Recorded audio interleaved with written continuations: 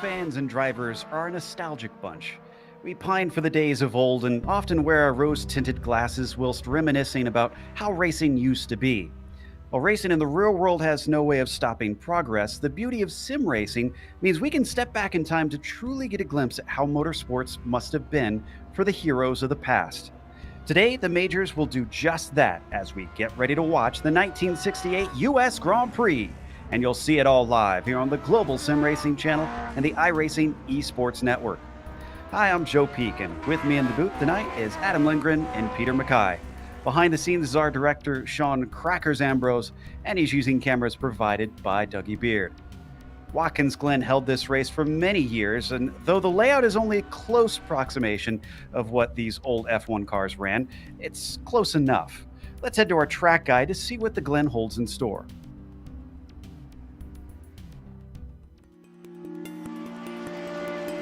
Welcome to Watkins Glen International. Situated in upstate New York, just south of the Finger Lakes, this track has seen it all. Few road circuits can boast hosting Formula One, IndyCar, NASCAR, and IMSA during its history. Though it did have a brief fallow period in the early 80s, thanks to the investment of local companies, it's grown into one of the premier road tracks in the U.S. With 4 layouts to choose from that range between 2.5 and 3.5 miles in length, lap times can vary greatly. But it also means it's suitable for lots of different levels of racing, from amateur to pro.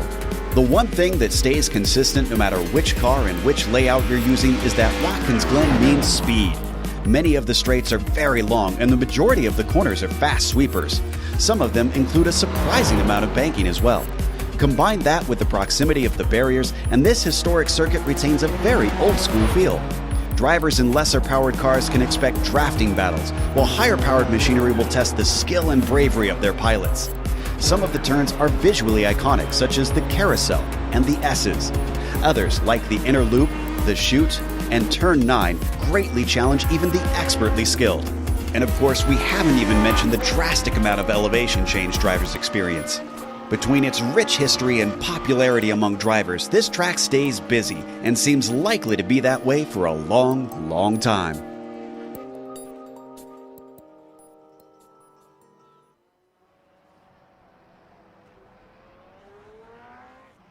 And there we see a little bit about the track as a whole, but this is something of a unique layout in today's time. So to get us in the mood and kind of take us back in time to 1968, here's Adam Lindgren with the track details. Watkins Glen International, a classic American road course. A history rooted in public road course racing, this classic 2.45 mile or 3.94 kilometer 7-turn layout takes the short layout raced by NASCAR and removes the inner loop, making the run from the top of the S's to the outer loop a straight line shot. But these brave drivers must tackle this circuit with the formidable Lotus 49. This amazing invention of man and machine can produce 400 brake horsepower, propelling the drivers to speeds topping 180 miles per hour. Though this simple circuit may seem easy for some, the lack of any downforce on this car means a careful right foot will be needed to survive the sweeping corners of the Glen. Passing around here is another matter entirely, requiring a deft touch on the steel drum brakes into the sharper corners and a bravery to stick it out around the outside of the shallower ones. All in all, it's going to take true grit and determination to see the checkered flag tonight, Joe Peak. Thank you for that, Adam. And well, instead of starting the race, we're starting with qualifying. They're doing it a bit like the modern F1 here, where the top 10 are going to sort out the grid, and they have 20 minutes to qualify here today. As many laps as they want out there, which they're just getting started, I believe, on their first time laps. Christian Challoner seems to be among the first who is going to put a time in. Here we see the number 37. And I'm glad to see that we've got a lot of drivers a lot of teams who have put some classic paints on. Peter, you and I have already started nerding out, and I'm sure we'll be doing a lot of that during this race. But I'm so excited. Behind the Indy 500 they do every year, this has to be my most anticipated race this season. Oh, I'm going to have to really be careful just to rein in my enthusiasm, because this car is... Well, it's one of the most significant cars in Grand Prix history, the Lotus 49. Of course, the first car to ever house the legendary Cosworth DFV engine. And of course, had most of its victories with my hero, Jim Clark. And Jim Clark played a huge part in, although he passed away long before I was even born, my grandfather was a massive fan, and he kind of passed on that passion for Jimmy and the Lotuses. And yeah, it's great to see them kind of immortalized in the sim, because of course one of these cars in the real world is completely priceless. They're all wrapped away safely, and to have them so well simulated here by iRacing and have this quality of field driving them, it's going to be a real pleasure to commentate on the race tonight. We've got our first times in. Challoner's on the provisional pole, but it's by 0.8 of a second around a lap that is only a bit over a minute. So this is a huge gap that he's managed to pull on everybody behind him. We're still waiting on Halleck and Schmeier to put times in. So I've only seen 9 drivers in the session currently. I'm trying to check to see who is the 10th that we're missing. There you can see Challoner has not improved on his second lap, but Smith, we're waiting on him to come around for his second. He's the next one down, Eric, and we'll see if he can go any quicker to try and close that down, or maybe for some reason get quicker than Christian. A little bit behind the scenes, pulling the curtain back. Peter actually volunteered to be a part of this one. I was very happy to do so. Knowing Jim Clark's history, I kind of wanted a Scott with us on this broadcast. Smith did not go faster at him that time through, and it looks like Wade Hayes, the next one behind him, might have a chance to get on the front row if he can improve. Yeah, and it's also awesome to see just how fun it is to watch all of these drivers go around this track. The fastest way around this track is with a little bit of getting a little bit outside the envelope of where the tires want to grip. That's actually the fastest way around. Christian Challoner is going to take it back to the pits, but Wade Hayes coming around that final corner, he's also going to take it into the pits. So these drivers have done 2 fast laps. They're going to come back in and get some fresh fuel and tires and then go back out. Now, the same qualifying rules that applied to our modern F1 qualifying apply to this one, as Brian McGreevy crosses the line and goes almost a second faster, up to 107.8. But that means that if you get stranded out on track, you have to drive it back to the pits, and if you take a tow, you are out of the qualifying session. Fire finally put the time down. That's going to put him up to 4th. Second row for Jeff. That's one of the best starting positions we've seen from him all season long. Austin Espy, what about him? He's down in 8th as he comes across to the line. It's not going to be quicker. That was a slow lap from him. Must have been an out lap. 107.8 currently from him. The good news is, even though it's a very short lap, only 9 cars out there, they can get plenty of space to try and get themselves some room. In fact, I'd almost wager, Peter, that maybe it would be a bit helpful to get in the slipstream of a car ahead, because, well, there's no downforce and aero wake to worry about in these cars. No, of course not. Yeah, that would have played a huge part in the racing between these cars. You can imagine when they went to places like Monza and here at Watkins Glen as well. But Watkins Glen does have the odd little kind of undulation and little bump here and there. And as we've seen, quite graphically on the camera, you see how much play and travel there is in the suspension. You see this almost looks like a canoe, the kind of fuselage or the chassis of the car, with the engine acting as a full-on stress member. It's an amazing piece of Grand Prix history, the Lotus 49, and the sheer performance of this car is just mind-blowing as well, because it only weighs about 530 kilos, or 1,100 pounds in US money, and it's got, as I say, over 400 horsepower. So, and with a tire with not the grip we're used to today, shall we say? So it requires a deft skill to master. Because this was my main car that I drove on iRacing for a lot of years. Just unfortunately haven't had the time to practice and compete. We saw on screen Espedy moved up to 4th, and Wade Hayes did not improve, but he's still sitting slightly ahead of Austin on paper, but he's behind him on track and pulling that slipstream that I was talking about. So I have a feeling that'll help that number 33 as we now watch Christian Challoner still at just shy of 9/10 ahead of Eric Smith. It was a quick lap, but he was about 2/10 off his fastest. Worth noting, it's quite hot out on the track, even though that it's towards, well, I guess it's not in the fall here in the sim. It's scheduled in May, even though traditionally it would be 110 degrees Fahrenheit with quite a bit of wind, it looks like. Yeah, the wind shouldn't affect them too much considering the hefty weight of these cars and the lack of aerodynamics to really get the car pushing around.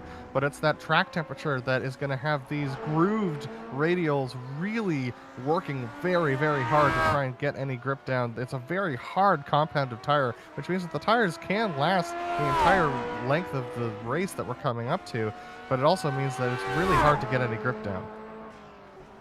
Sunshine coming out now, which is not what they want in qualifying. Hayes had went up to second temporarily, and Smith takes it right back. It's still a close fight between himself and Wade Hayes, and Eric has now got it down to just over 5/10 behind Christian Challenger. The Brit is remaining the man to beat. And he beats his previous time by 2/1000ths of a second as he crosses the line. So he improves just a tiny bit and is going to just kind of try and eke away from Eric Smith. But as these guys continue to run, if the track temperature continues to creep up with the beating sun down on it like this might be the fastest times we see today. Austin Espy coming across the line, he's not going to do better. He's 3 seconds off his previous time, so starting another flying lap to try and possibly get a better time. And Brian McGreevy coming across the line now. He's trying to beat a 107.8. He's going to cross with a 107.862, which is actually slower than his last time. Just shy of his best. Swaby now down and across, not able to improve on that 107.1. He'll stay in P4.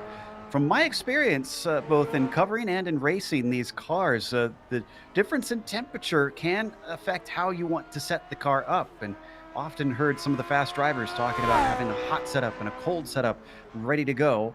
So I wonder if we'll see that as well with our drivers today, waiting to see what they get when they go to the grid after qualifying is over. 10 more minutes left to go, so still half of it here. If drivers think they can find time, they've still got opportunities. Plenty of laps can be fit in with that much on the clock.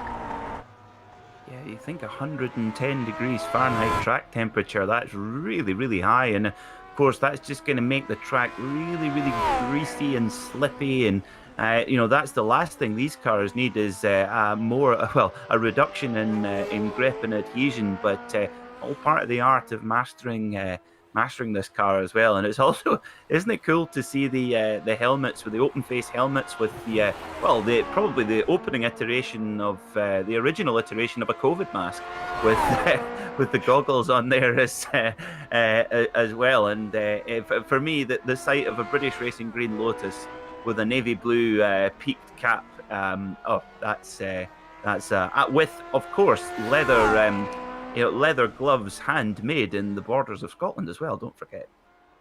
Of course. Now we watch Austin Espedy coming down towards the penultimate turn 6 in this layout, and you can see how much the nose dips. It almost reminds me of when NASCAR races here. And you can certainly see those cars really, when they accelerate, when they brake, how much the chassis just moves around underneath them. This car very much the same. This time across the line, still not faster than his 107.2 for Austin Espedy. So we were talking about before we went on air that this is not actually how the track was back in 67 and 68 when this car competed here. There's a couple more corners after the carousel that shortened that long run down what is the penultimate turn. So here's my question to you two. Do you know where the starting line was in 1967 and 68? And I'll give you a hint, it's not where it is now. Adam? I was going to guess it was going to be after the outer loop and before the left-hander following it. Peter, no guesses? I'm going to guess. Now, I think you've told me this before, and because I always hang on to your every word, Joe, I can't remember. No, I think it's now the turn 1, the right-hander, which we now know as the 90. I believe that used to be the penultimate corner. It used to be the final corner. So is it the start-finish line? Oh, no, sorry, my apologies. It was still the first corner, so the start-finish straight was just after turn 1 as it would be now. Is that correct? Yes, it used to be after the 90 and before the S's that they started this race. See, I do listen to you, Joe. Yes. I was going to say, I thought I did tell you at one point, but just in case, I figured for our audience, we'd bring that little bit of trivia out. So, like I said, it's not perfect. They can't go exactly how they did back at Watkins Glen, but it's still fun to get pretty close here as we've watched Wade Hayes complete another lap, but stays in P3. It seems to be minimal returns at this point, boys, because I'm not seeing many drivers go purple on our screens. Yeah, and Eric Smith almost going into the barriers around the outer loop. What I'm seeing right now, guys, is that this track, as it's heating up, it's getting a lot slicker, and these cars are getting looser than is productive. Now, as I mentioned before, being loose is the fastest way around this track, but you only want to be a certain amount of loose. And so these cars are starting to get looser than is productive, and we're going to see Brian McGreevy. Looks like he's actually dealing with a little bit of a tight car right now. Doesn't it? Yeah, he looks like he's maybe just putting that little bit too much of a steering input in as he comes into pit lane. But yeah, well spotted, Adam. That's definitely not getting the turn in and the bite that you'd want from the front end. And Joe, you were telling me that the way that the differentials is set up in this car is a key part to performance. Absolutely, both when I was driving it and from reading the faster drivers, because I was never honestly one of the faster guys in this car.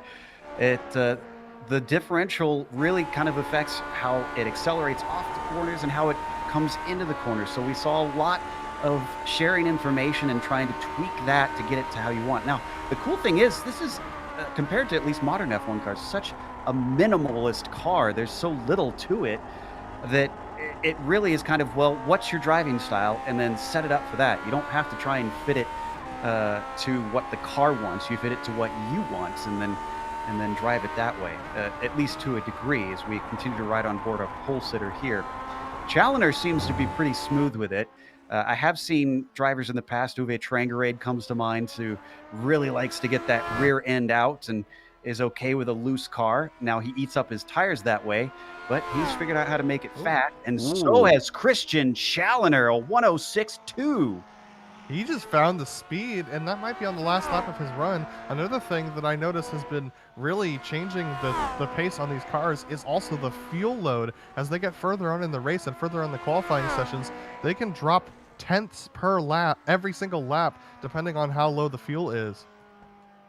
Yeah, they must burn the fuel. I mean, the Cosworth DFV, designed by Keith Duckworth in its earliest form, it must have been a really thirsty piece of kit, but of course only with 530 kilos or about 1,100 pounds to push around. It could almost afford to be thirsty. And actually, the engine that it replaced was the BRM H16, so it probably felt like a Prius in comparison at the time. One thing I love about this car too is when you set it up in iRacing, it's not just in gallons or in liters. It's measured in imperial gallons, which I assume is what they measured it in back in the day. Very cool. Yeah. Very cool. And also, of course, this Watkins Glen circuit, of course, it's a real favourite even today, and but really solidified and probably an era of Formula One in the United States that I'm sure the owners of Formula One would love to return to in terms of popularity and the place on the calendar that it held. But of course, this race that we're emulating today in 1968 US Formula One Grand Prix, of course, 1968 was the first year that the Watkins 6 Hours of the Glen run, and it was won by a Gulf GT40 of Jackie X and Bianchi.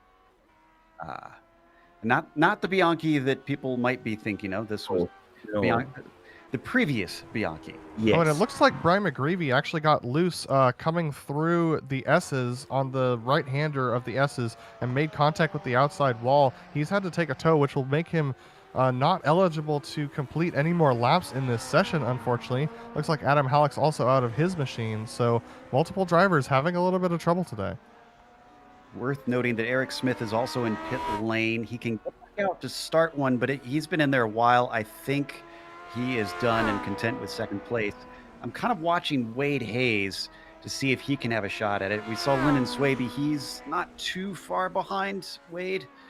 As soon as I say that, Espedy steals fourth away from Swaby. So we are seeing a little bit of improvement towards the end of it. I know that we have a bit of lettering on the sides of some of these cars, and we can't excuse that a little bit because the Lotus 49 was also the first one to have sponsorship in F1.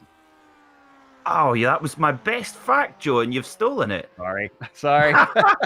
It's gonna be a competition between us of coming up with the most obscure facts. Yeah. I thought, oh, that's a good one. I'll get Joe with that one. But actually, that was now it wasn't actually in Championship Formula One though. It was, of course, when Jim Clark took the car down to the Tasman Series to win the 67-68 Tasman Series, and then it was put back to traditional Lotus British Racing Green for the South African Grand Prix. Interesting. I do know, I remember seeing it in Monaco. I think it was 1970 in the gold leaf colors. So I know at one point it did run them. By that time, it was the Lotus 49B at that point, as we're watching Christian Challenger see if he can continue to embarrass everybody with his ability in this car. No, that is an outlap. He was on a slow one there. So Wade Hayes is going to follow him in the number 33.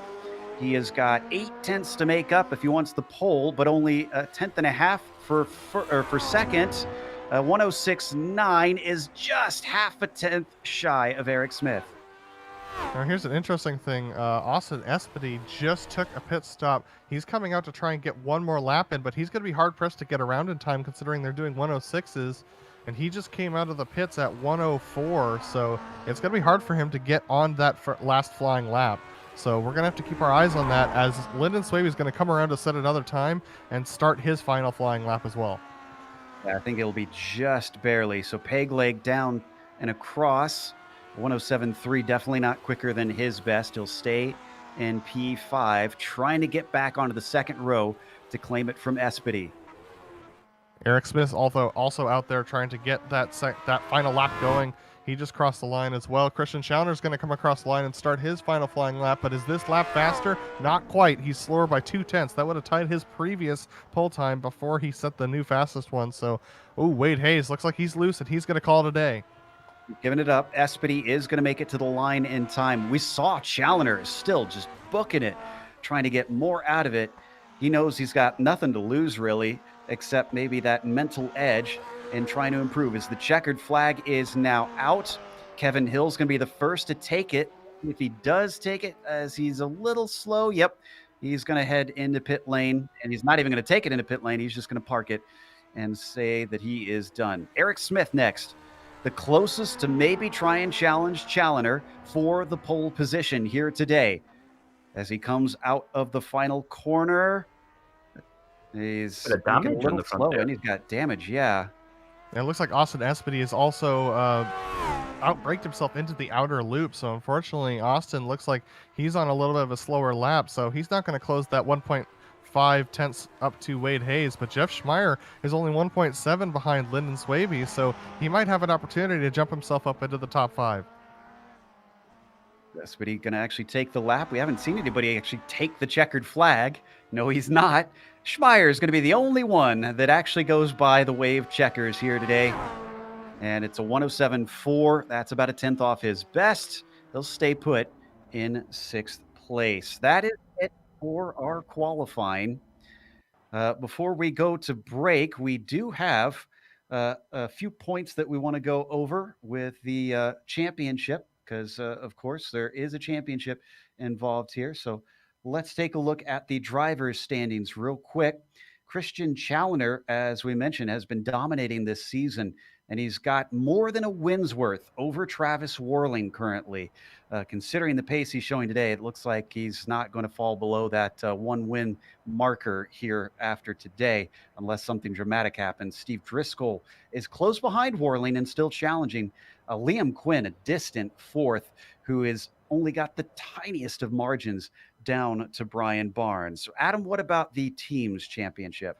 Well, Kinetic Racing currently leads. They've brought a unashamed homage to Jim Clark for their paint scheme, which they're running today, and also their logo design has been redesigned for this particular race as well. They're leading by a really decent margin over Unorthodox Motorsports. It's still easy to close up on, but definitely something worth noting. Dog Bear Red and Dog Bear White are in 3rd and 4th, and they're fairly close as well. Definitely in contention to see that position swap. And Sector 5 Racing, not out of it either. They've gained some points in the last couple of rounds, and they're looking to possibly get up there and fight for third.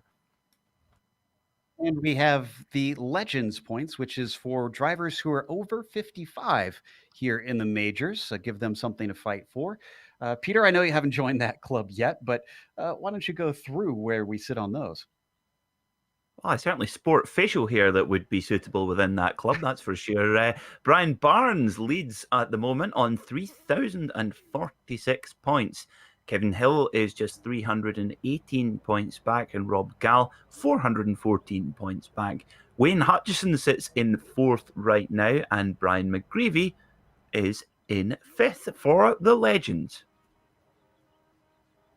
All right, as we won't have a race out here. I know that Christian Challenger's having some fun taking to the grid right now, but we're going to let him have that fun as we have a quick break. We'll come back with the race session here on the Global Sim Racing channel as round 12 for the majors. The 1968 U.S. Grand Prix will be back in just a moment.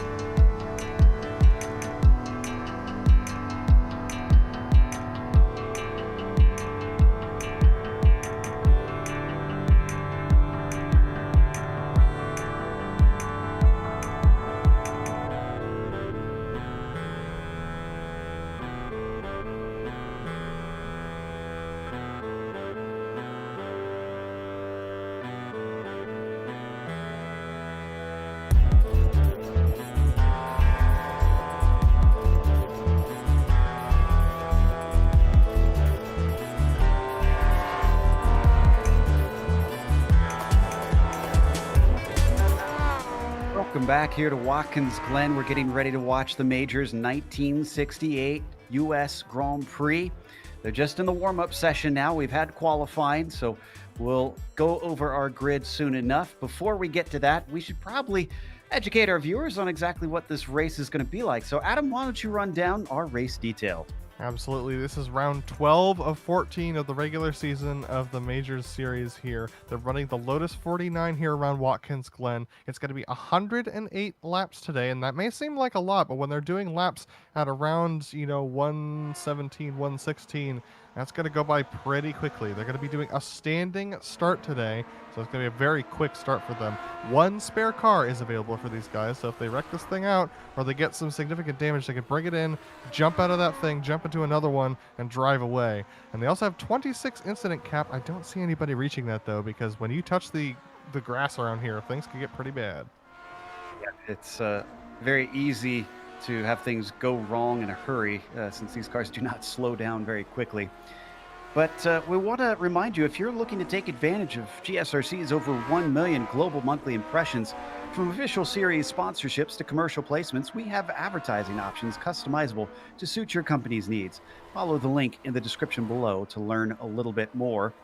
Also, this race, as all the majors races have this season, is raising money for charity. And for this round, it is for METAvivor. METAvivor is dedicated to the specific fight of women and men living with stage 4 metastatic breast cancer. At the time of METAvivor's founding, no organization was dedicated to funding research for the disease, and no patient groups were speaking out about the dearth of stage 4 cancer research. While more and more people have taken up the cry for more stage 4 research, METAvivor remains the sole U.S. organization dedicated to awarding annual stage 4 breast cancer research. To find out how you can get involved, check out metavivor.org. Big thanks to them. The way, if you're curious how they raise the funds for this, well, drivers, other than the qualifying session we just saw a few minutes ago, are allowed to qualify as many times as they want. However, the first one is free, and after that, they have to pay for the qualifying sessions. All those payments go towards the charity each round. Really great way for them to raise money for a good cause each time. We just have, it looks like, about 3 minutes left to go, actually, I should say, before we get to racing today. We were talking a lot about the uniqueness of this car, the difficulty of this car. Peter, I know you had been doing a lot of practice lately. I mean, explain to the audience who may be even on iRacing and race a lot, who haven't jumped in this thing, why it's so different from everything else.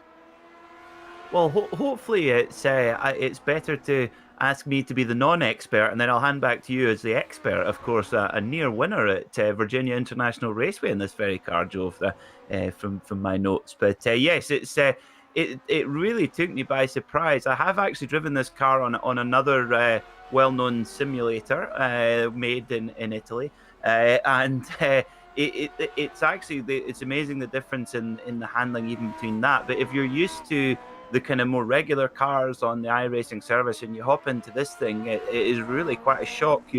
It takes a lot of kind of fiddling with to get the setup right as well. But it's one of those cars where you've almost got to kind of wipe the slate clean, wipe the chalkboard clean, and basically build a new driving style, because the car wants something completely different. It's on cross-ply tires. It's completely different to the tire that we have today. And also, of course, as you can see, the suspension is massive, and the braking power compared to pretty much any modern racing car, let alone a modern Grand Prix car, is just it's completely unrecognizable. So it's such a that at the end of the day, that's what makes it such a special car to drive, and it has very much its own character. And I think it's one way to prove of just how clever the guys at iRacing actually are, because being able to simulate and replicate these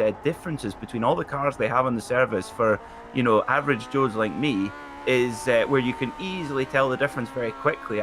To me, that's just the one of the really amazing things about the iRacing simulator and the job that they do.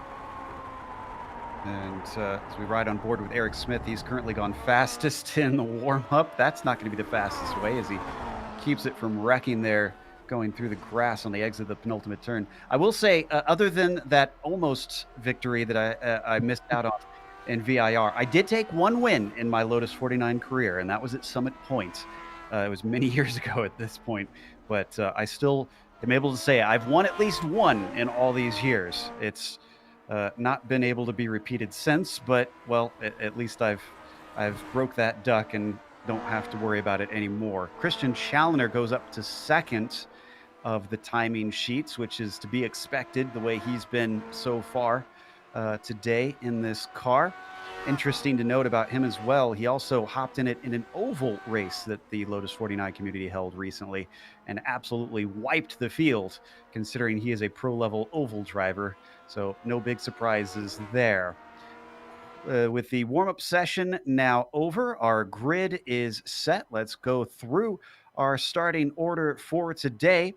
Challoner on the pole will be followed by Eric Smith in second place. It is Wade Hayes starting third and Austin Espedy in the fourth position. Lyndon Swaby will be on the inside of row 3 with Jess Schmeier to his outside. Kevin Hill was good enough for 7th. Brian McGreevy was 8th and Adam Halleck 9th. Liam Quinn was the one we did not see, and he'll start out in 10th. Brian Barnes is going to start 11th with Wayne Hutchison starting 12th. Bob Beltrami lining up at 13th with Ryan Steele 14th. Dick Mueller is going to start off 15th today with Jason Wallet starting off in 16th position. Nick Kuhn good enough for 17th with Lyndon Kinchlow, Rob Gall, and William Fletcher rounding out the top 20. In 21st position is Aaron Roofs, David K. Hall, and Brett Trozin in 23rd. We're nearly ready to go, guys. So 23 cars in the field. That will be plenty for a good race. Trust me on that one. As the lights are up, the engines start to rev. The green flag is out here for round 12 in the majors. Challoner gets a decent start. Not a great one for Wade Hayes. And it looks like Espedy might have a shot at third as they come down into the 90 for the first time. He's going to swing around, get into that podium spot. Behind them, it looks all clean as they now head up the S's. A fantastic start for Austin Espedy making that sweeping turn. Wade Hayes now in the back seat, though. Look at this. Eric Smith closing up to the back of Christian Challoner as they start to get onto the first straight of the day. Remember, these cars are all laden down with fuel and still have those cold tires. There's a pass going on for the 6th position in the background, but Christian Challoner is going to lead them into the outer loop with Eric Smith very tight behind him. Closed a lot, and that slipstream still side by side between Quinn and Swaby. That's for 8th position. 7th position, rather. Looks like Quinn is going to take that. A few drivers did decide to take it slow at the start just to try and get themselves on their own. It is that difficult to drive this machine that even at this level of skill, many of the drivers are electing to just fall to the back. Coming through, our top drivers finish our first lap where we've got a hard fight between Schmeier and Hayes, and I think Beltrami's had problems. He is off course out of the penultimate turn. Yep, he's already had a wreck, so we will get back to that at some point. But right now, the action is absolutely at the front of the field as we're watching multiple drivers struggle to make it through turn 1. It's very tight and twisty. That's Wade Hayes on the back of Jess Schmeier. Wade Hayes all the way back to 5th that they're starting in that 2nd position. It looks like the slipstream is helping out Smith a fair bit here, so I'm not sure if Christian Challoner is going to have this the easy way. It doesn't appear so, yeah. And of course, Christian Challoner is going to be the one who's putting in the hard work here as well. And it's a long race, so you want to be able just to settle into the rhythm nicely. And when you're being chased by Smith and Espedy here, it's not going to be a relaxing start to the race for Christian Challoner, that's for sure. But yeah, just coming back to your comment, Joe, about at the beginning of the race, of course, Watkins Glen, the opening S is going up there. There is no runoff at all. And if you make even the slightest mistake, this car will not forgive you at all. And then that's the race over before it's even begun. So, you know, it's a long race, 108 laps. It's good just to ease into it and get into that rhythm. Like we've had an issue with Aaron Roofs. Adam? Yeah, he had a spin in the outer loop. He's all the way gone to the back of the field. Multiple drivers really struggling with that outer loop, especially the braking into it. They're locking up those rear tires going into it and spinning that rear end. But man, is it tight fighting up here through the S's in the middle of the pack. You see this group being led by Wade Hayes in 5th place. He's got Hill, Quinn, Swaby, Barnes, McGreevy all behind him. It looks like Hill might be overtaken by Quinn as he takes a peek down into the carousel, but decides better of it. Swinging through the highly banked outer loop. They come back out onto the backstretch now, the second backstretch, I guess you could almost say, and Quinn very close behind, tucked under that Ford Cosworth. but it is not much braking into this corner, and Hill is going to stay ahead. The top three have broken out by 2 seconds now over Jeff Schmeier, who's currently in fourth, and Jeff is currently leading this train of cars around. He's got about a second back to Wade Hayes, but that's tight between Kevin Hill, Liam Quinn, Lyndon Swaby, Brian Barnes, and Liam Quinn's got a great run now on Kevin Hill as he looks to the inside for one.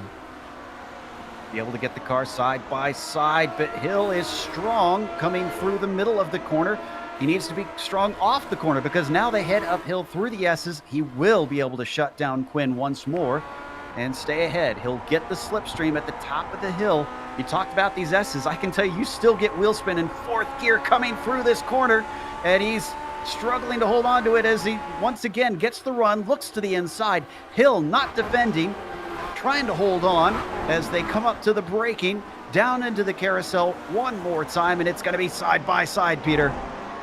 Yeah, of course, you said that even in fourth up to fifth gear, you almost want to upshift just to calm the car down, but then you drop out of the power band. It's got a lot of horsepower, this engine, but you've got to have it in. It's a pretty narrow power band for a normally aspirated motor. So yeah, it's really, really delicate driving style required from this engine as well. And I mean, 400 horsepower through a car of this weight, really, really tricky indeed. He did lose the spot as Quinn moves himself up to 6, and he might lose another because here comes Swaby.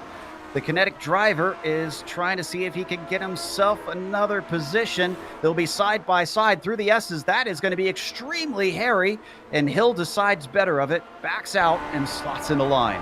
Yeah, but is this going to make him susceptible to Brian Barnes on the straight? Will Hill be able to get that speed back up? It looks like he's been able to maintain that speed and pick it back up, and Brian Barnes now tucked right in under his, I was going to say rear bumper, but gearbox is a better description with these machines. Brian Barnes looking to the inside, but he's going to back out of it. He does not want to challenge Hill into the outer loop. Bumper. There's barely any bodywork on these machines as Kevin Hill just having a miserable couple of laps, losing spot after spot. If you're curious about the temperatures, they're very similar, 115 degrees Fahrenheit that the drivers still have on the track surface, but significantly less wind, thankfully. Oh, and Dick Mueller. Dick Mueller is off track. Oh, as Christian Schellner puts in the fastest lap of the race. Let's have a look then at Dick Mueller's little off-track excursion here. We're heading in towards the end of the lap. We just lost him on camera there. I think he funded on his own. Yeah, this was under braking. He actually outbraked himself, unfortunately, going into that left-hander, the penultimate corner, and he actually slammed on the brakes to make sure he didn't hit the car ahead of him, and that's what set him off track. Just a little bit of a lock-up there, yeah, just on the brake. Of course, the brake pedal is so hard to modulate. Brakes were pretty much an afterthought at this time in the late 1960s compared to out-and-out horsepower. There was certainly no problem there at all. But, Joe, over this kind of Grand Prix distance, what's it? How do these tyres behave over the course of the distance? Do the drivers need to look after them, or can they go full rich throughout the race? Confession, I actually never got to do a full Grand Prix length, official Grand Prix length. We always ran shorter ones in the official series. So I mean, this is just as much a mystery to me as to what they're going to be like. They're certainly going to be very worn. I can tell you that even the short races, drivers did kind of have to watch out because they could overheat those tires. So I suspect the name of the game is going to be gentleness with the rubber. Yeah, and speaking of overheating, Joe, the track temperature is starting to get pretty toasty up there. It's 115 degrees Fahrenheit on track. That's 46 degrees Celsius, and that's very, very hot for these drivers. We're jumping on board with Brian Barnes as he's trying to chase down Kevin Hill for the 8th position. Doesn't take a look yet. We've had a big wreck in turn 1, actually, Joe, between Brett Trocine and Dick Mueller, who had that previous incident. Oh, it's gone from bad to worse for Dick. And this was unfortunately Brett just out-braking himself into the 90. Here we've got the replay here. Oh, it almost looked like he was letting him by at that point and maybe didn't quite know the brake marker for the car ahead. And that, of course, sent Dick on his lid. He has since gone into the pits. Not sure if he's going to be rejoining. Bob Beltrami is just coming back out right now, I want to note. So he's Right. returning in 22nd. Yeah, and these drivers, don't worry, they're not completely out of it yet. Once they get their tow, they can pick up that spare car and go back out once again. But having to take your spare car in the first 10 minutes of this race, that's not where you want to be. This is Bob Beltrami getting passed by Christian Challoner, our current race leader. He pulls over to the side. Challoner's only pulled it away by 9/10 of a second, 7/10 now, as Smith is still feeling the effects of that slipstream. They have dropped Espedy, though. Sorry, that was Eric Smith getting extremely loose on the entrance to the outer loop. Almost lost it into the inside barrier, but is able to keep it going and maintain his speed to Christian Challoner. Looking a little bit farther down, Brian McGreevy and Ryan Steele trying to fight for a top 10 here. As we hop on board the nose of Ryan Steele. Camera angles that he couldn't really get in races here back in 1967 and 68. He loves the shots that Dougie Beard is able to give us, though. As they come into the final turn, talked about the S's being like a street course. That part is also very minimal in terms of runoff, much like they probably would have had back in the day. Across the line, it seems he's not going to get a chance into the 90, but it's a very good shot off the corner here for Steele. Of course, we're lucky now as well that we have live timing in real time all the time with the timing screen on the left-hand side, as you can see. But back in the day, it was the drivers' wives and assorted girlfriends who would stand on the pit wall with multiple stopwatches writing down lap charts, which it just amazes me that I personally could never have the patience or the intelligence to keep up with it. Oh, it's a good move down to the inside into the outer loop. Ryan Steele's got it away from McGreevy. Ryan could come back at him if he is brave, but no, he's going to lift down the stretch towards the penultimate turn. We'll settle for that 11th spot. Not only do we have the live timing and scoring, but our audience can too. If you want to check out your favorite driver and they're not on screen, go check out gsrc.tv. All the live timing and scoring will be there, where every single car will be kept track of. Down to the 90, who is this? As this is the battle between Espedy and Schmeier. I briefly mentioned that Espedy had fallen off to 2.1 seconds. Oh, and Smith has fallen off. Did Smith make a mistake that we didn't catch? Most likely. I'll take a look at that and go back there. The only time that these camera angles that I can remember being shown on cars like this was in the film Grand Prix, which was filmed around this time, I believe. But Jeff Schmeier putting very hard pressure on Austin Espedy, especially in the outer loop. Austin looking like he's dealing with a little bit of a tight car coming off the corner. Peter might have this one. It was the 64 or 65 season they filmed Grand Prix. They actually used the Jim Russell of the Jim Russell Racing School fame, which of course started out at the Snetterton circuit. More of that in a moment, where Jim Russell actually provided some Formula 3 cars which were kind of dressed up as full-on Grand Prix cars for that particular film, and also provided some little bit of driver coaching as well, did Jim. But interestingly, talking about Snetterton, the old wartime old converted airfield in the county of Norfolk in England, that was where this car was originally tested and developed, specifically the engine, where Graham Hill had a very short but clear assessment of it. He says, well, it's certainly got plenty of squirt. Sounds like him. Let's head back to 8th position, where Kevin Hill and Brian Barnes are still going at it. We watched them earlier. Barnes has got a great run, and he's got to look down into the outer loop, but he doesn't have the track position. He's given space as Hill goes a little bit wide. Can he carry the speed off of this banking? It's going to be a drag race as they head down to the left-hander. Hill has the advantage with the inside, but he doesn't have the momentum, and he doesn't have the guts as he once again gives way. Yeah, I mean, this is... even when you're driving in the simulator, you just feel so exposed in this machine. This thing is just a matchbox with wheels. That's one of the reasons why they used to call them matchbox cars.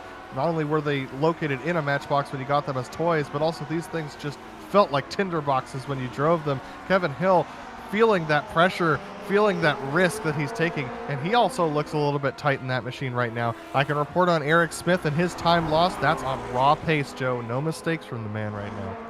Interesting. Wow. he just opened that up big time.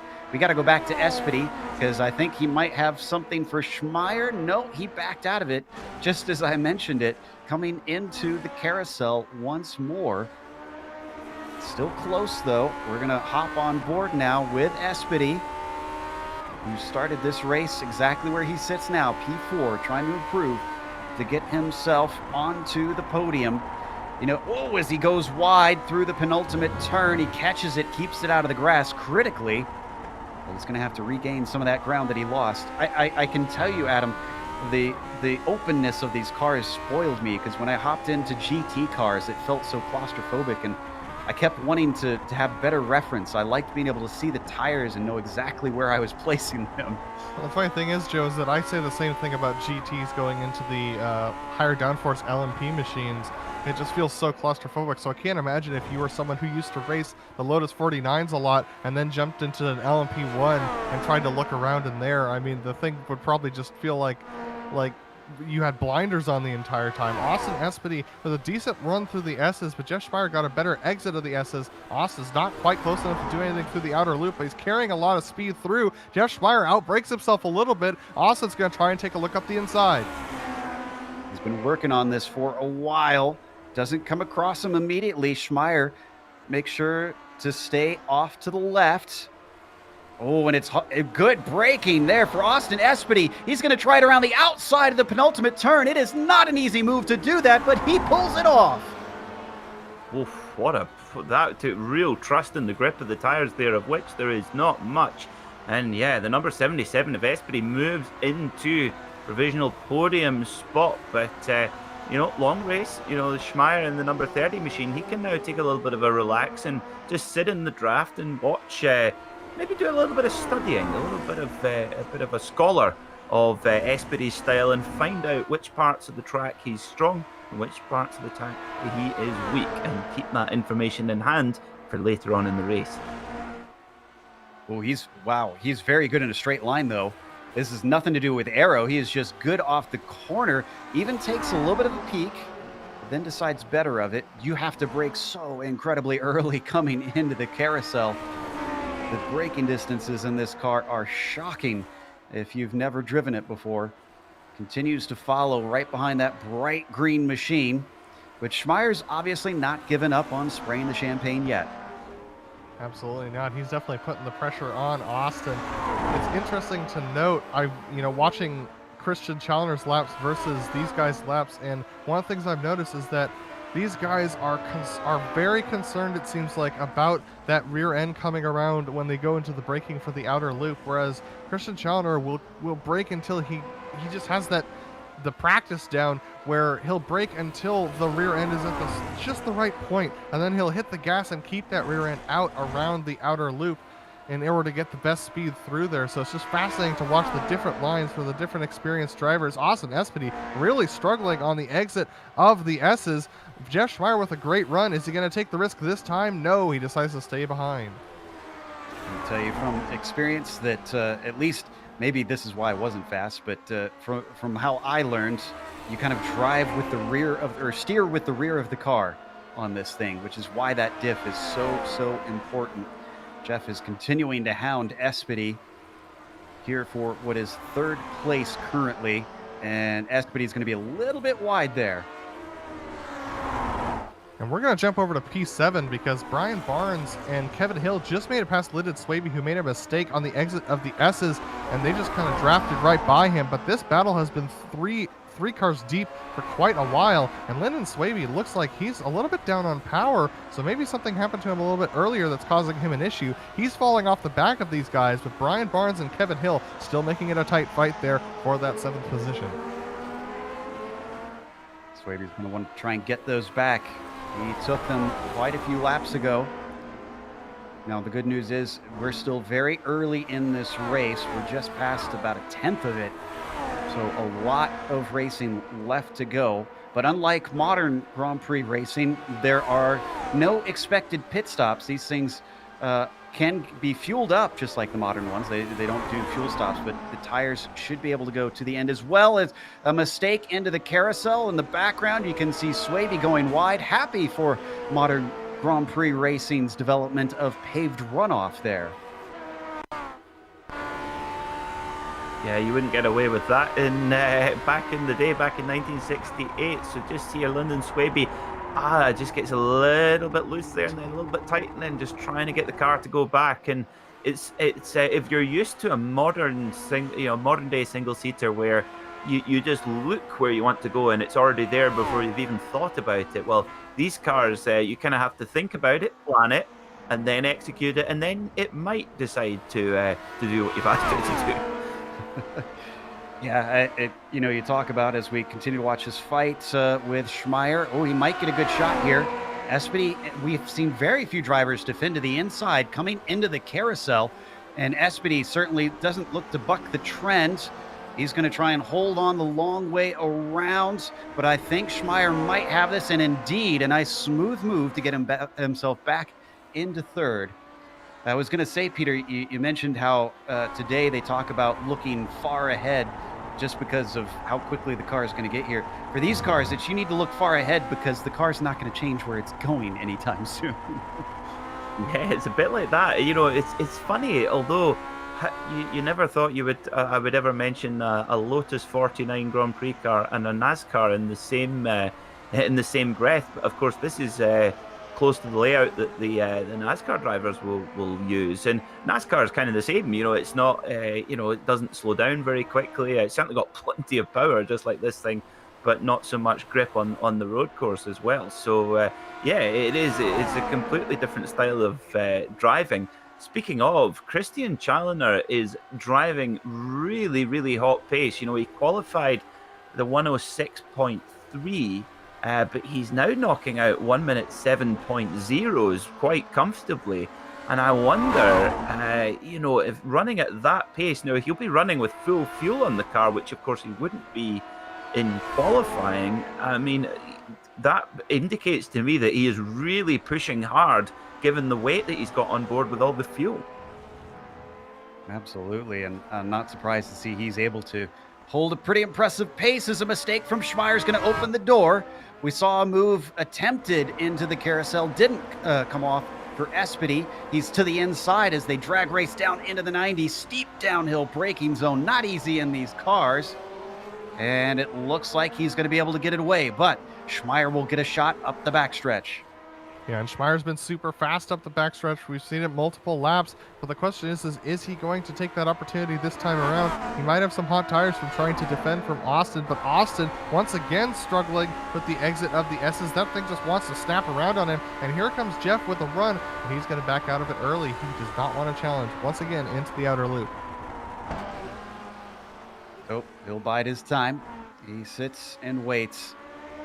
And interesting, you mentioned the fuel on board. One thing I also found that was a bit counterintuitive, Peter, is that when you had a lot of fuel on board, the car actually felt better. And I put that down to it is so light and there is so much suspension travel. It's not bouncing around on the bumps nearly as much. It's sort of glued to the floor a little better.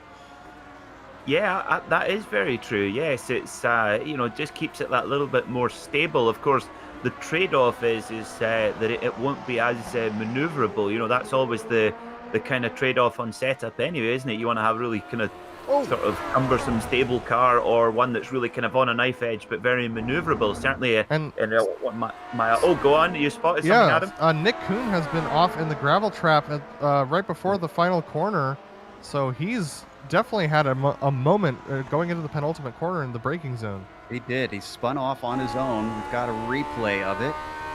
This is not quite what we saw before. Yeah, it looks like he did go deep, but this time he kind of just let it sail out instead of stabbing the brakes like we saw with before, and that unfortunately sent it out into the kitty litter. He's able to keep going since he didn't hit anything, but now he is down to 16th. And he flies off into the grapes there. And back in the day, there would have been just hay bales and a field probably off in that direction, and maybe the grandstands. So very fortunate once again to have the modern racing amenities that we have around racetracks like this nowadays. But he's back on track. Got a battle for fifth with Wade Hayes and Liam Quinn. as Quinn is just about half a second behind. We should see him close in as they pick up speed, 120 miles an hour, 130 miles an hour. Oh, but hey, Quinn has a little bit of trouble up the hill, and instead of pulling right up behind him, he starts to fall back. Yeah, and that's just one of the things that it just comes from lap to lap. That's one of the reasons why they, I mean, not just because of the imprecise nature of the timing, but just the nature of these cars is why they used to score them in whole seconds rather than tenths back in the day with these machines, is just because you would get these cars with the techniques would just change from lap to lap, and the guys would fluctuate from one car length to two car lengths, and so you wouldn't know how close they were behind each other, and frankly it wouldn't matter that much. What matters is how the guy's doing on that particular lap. Still stays with it as they now come down the front stretch. I'm keeping half an eye on this and half an eye on Espedy and Schmeier, who we've left before. You see them flash across the screen. They're just in front of this fight, but they're not battling right now. As we climb up the hill, a lot of elevation change around here. And did we have, oh, Lynn Kinchlow was off. Yeah, Lynn Kinchlow with a similar incident that we saw before, going off into the sand trap. So we're going to take a look at this one. I think he was coming up to Wallet and didn't realize he was going to slow that quickly. Yeah, I mean, if he would have braked any later, he would have been off into the barrier over there. So Lynn actually probably benefiting from the fact that Wallet braked a little bit earlier than Lynn was expecting. Interesting. Back on track. Go ahead.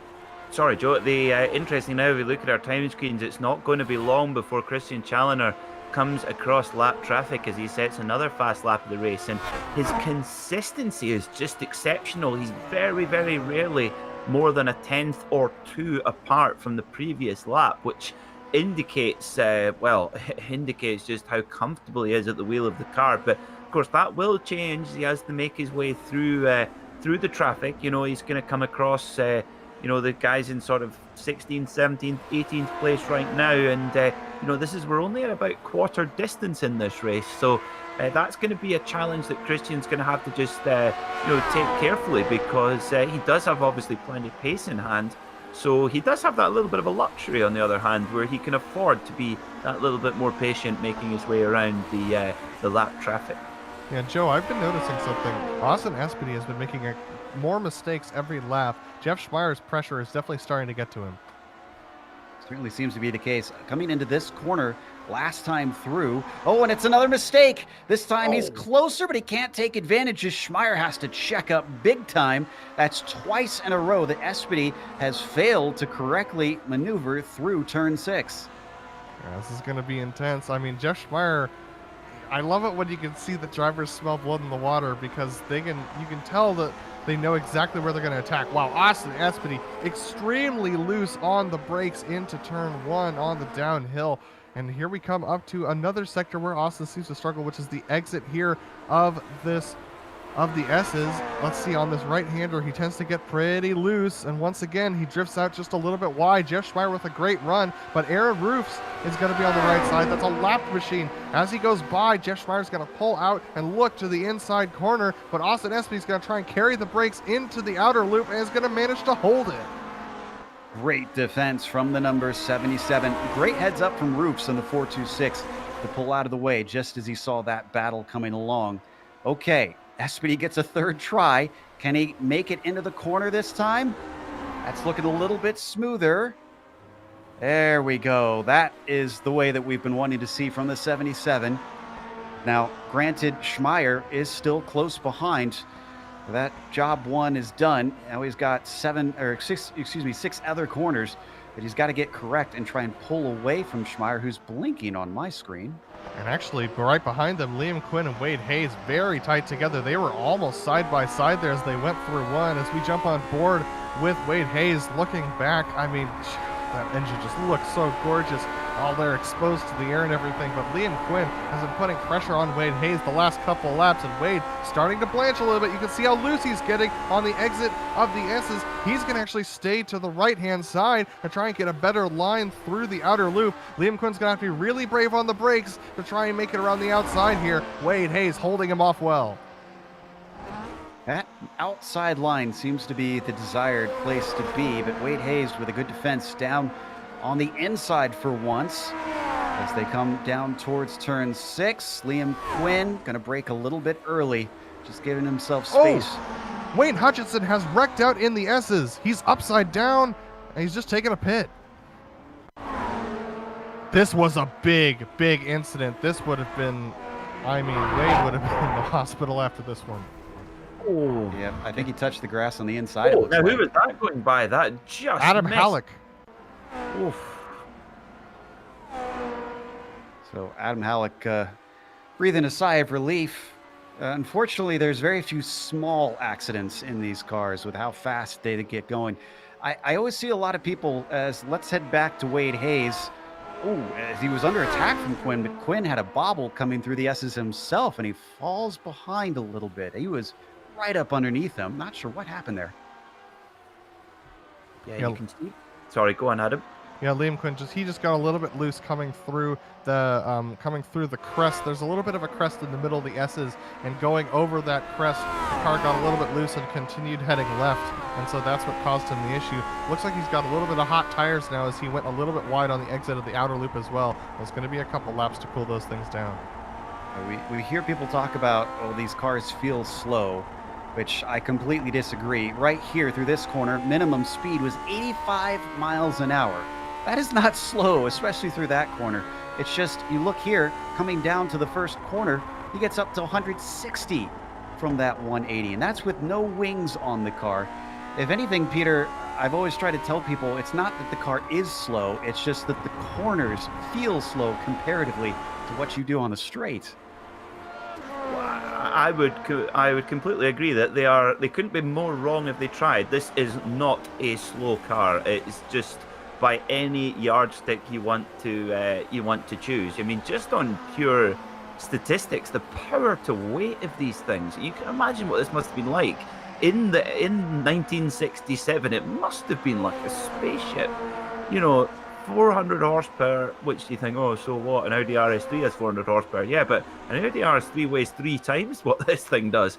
It's an extraordinary piece of kit, and it must have just been game-changing at the time, and of course it was with the results. But it's here in the sim, it's the way it gets off the corner and how you have to manage the throttle all the time, because you can't just plant your foot down at it. If you could say, well, it's not as fast as an LMP1 car, we go, well, yeah, anybody can put their foot down hard out of a corner in an LMP1 car, and the four-wheel drive sorts it out. But this thing, you've got to be so delicate with the throttle, the brake, the steering, everything. It requires so much more.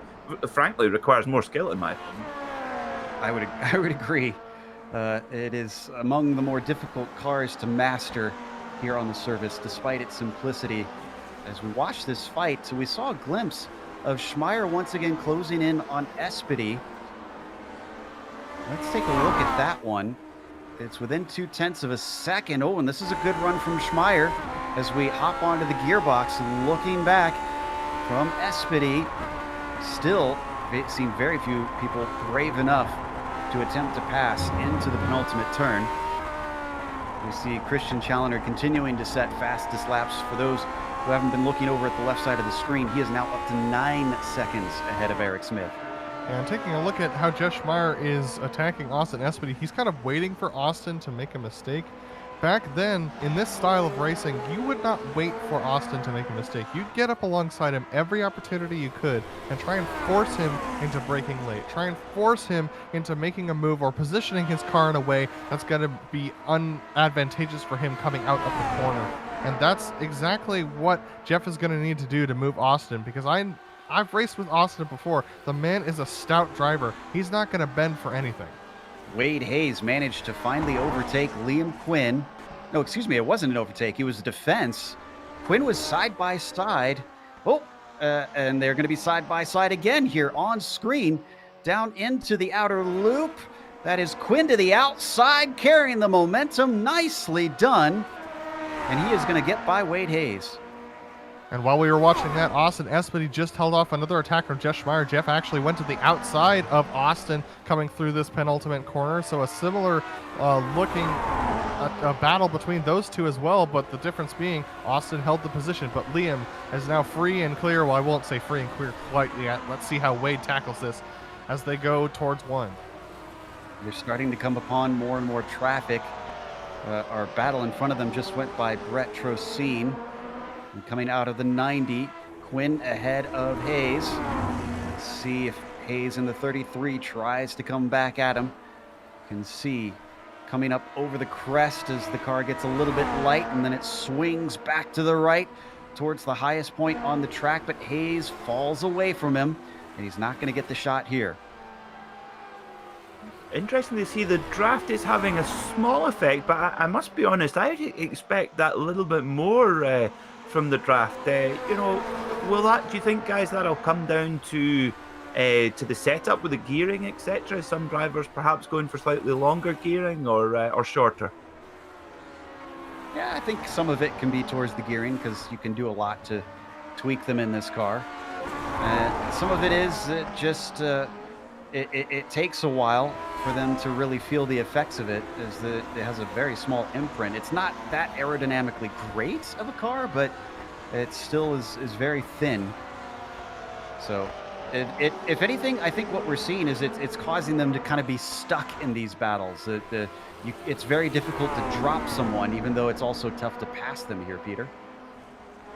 Ooh, and Schmeier's going to get a shot. It looks like Espedy got held up by David Hall. Schmeier's got the run as they come towards the braking zone for the carousel. He doesn't take the chance, but the lap traffic's starting to play a role in our fights. And I'll be honest, guys, I think that a lot of where these guys are losing out when it comes to the draft is concerned is that a lot of these guys did a ton of practice on open track, and following the gearbox of another car through something such a technical section like the S's, I mean, that's where you're going to be losing time, because you don't have the same sight picture that you did in practice. And so it takes racing this track, I mean, quite frankly, for the length of a Grand Prix before you quite get used to this, to going in. Swaby managing to get by Hill, coming around the penultimate corner the long way around once again. Oh, but he's slow off the final turn. And here comes Kevin Hill back at him, potentially just covering off a little bit off the racing line. Swaby says, no. I took this one fair and square. Let's take a look at the replay of how this pass took place, though. Let's have a look then. So coming out the carousel towards the carousel, heading towards the final sector, side by side. Really tricky there, but Swaby just toughs it out on the outside, and then of course that gives you the inside critically for that final corner, and you can get the boogie, get the power down, and rush off down the front straight towards the 90 once again.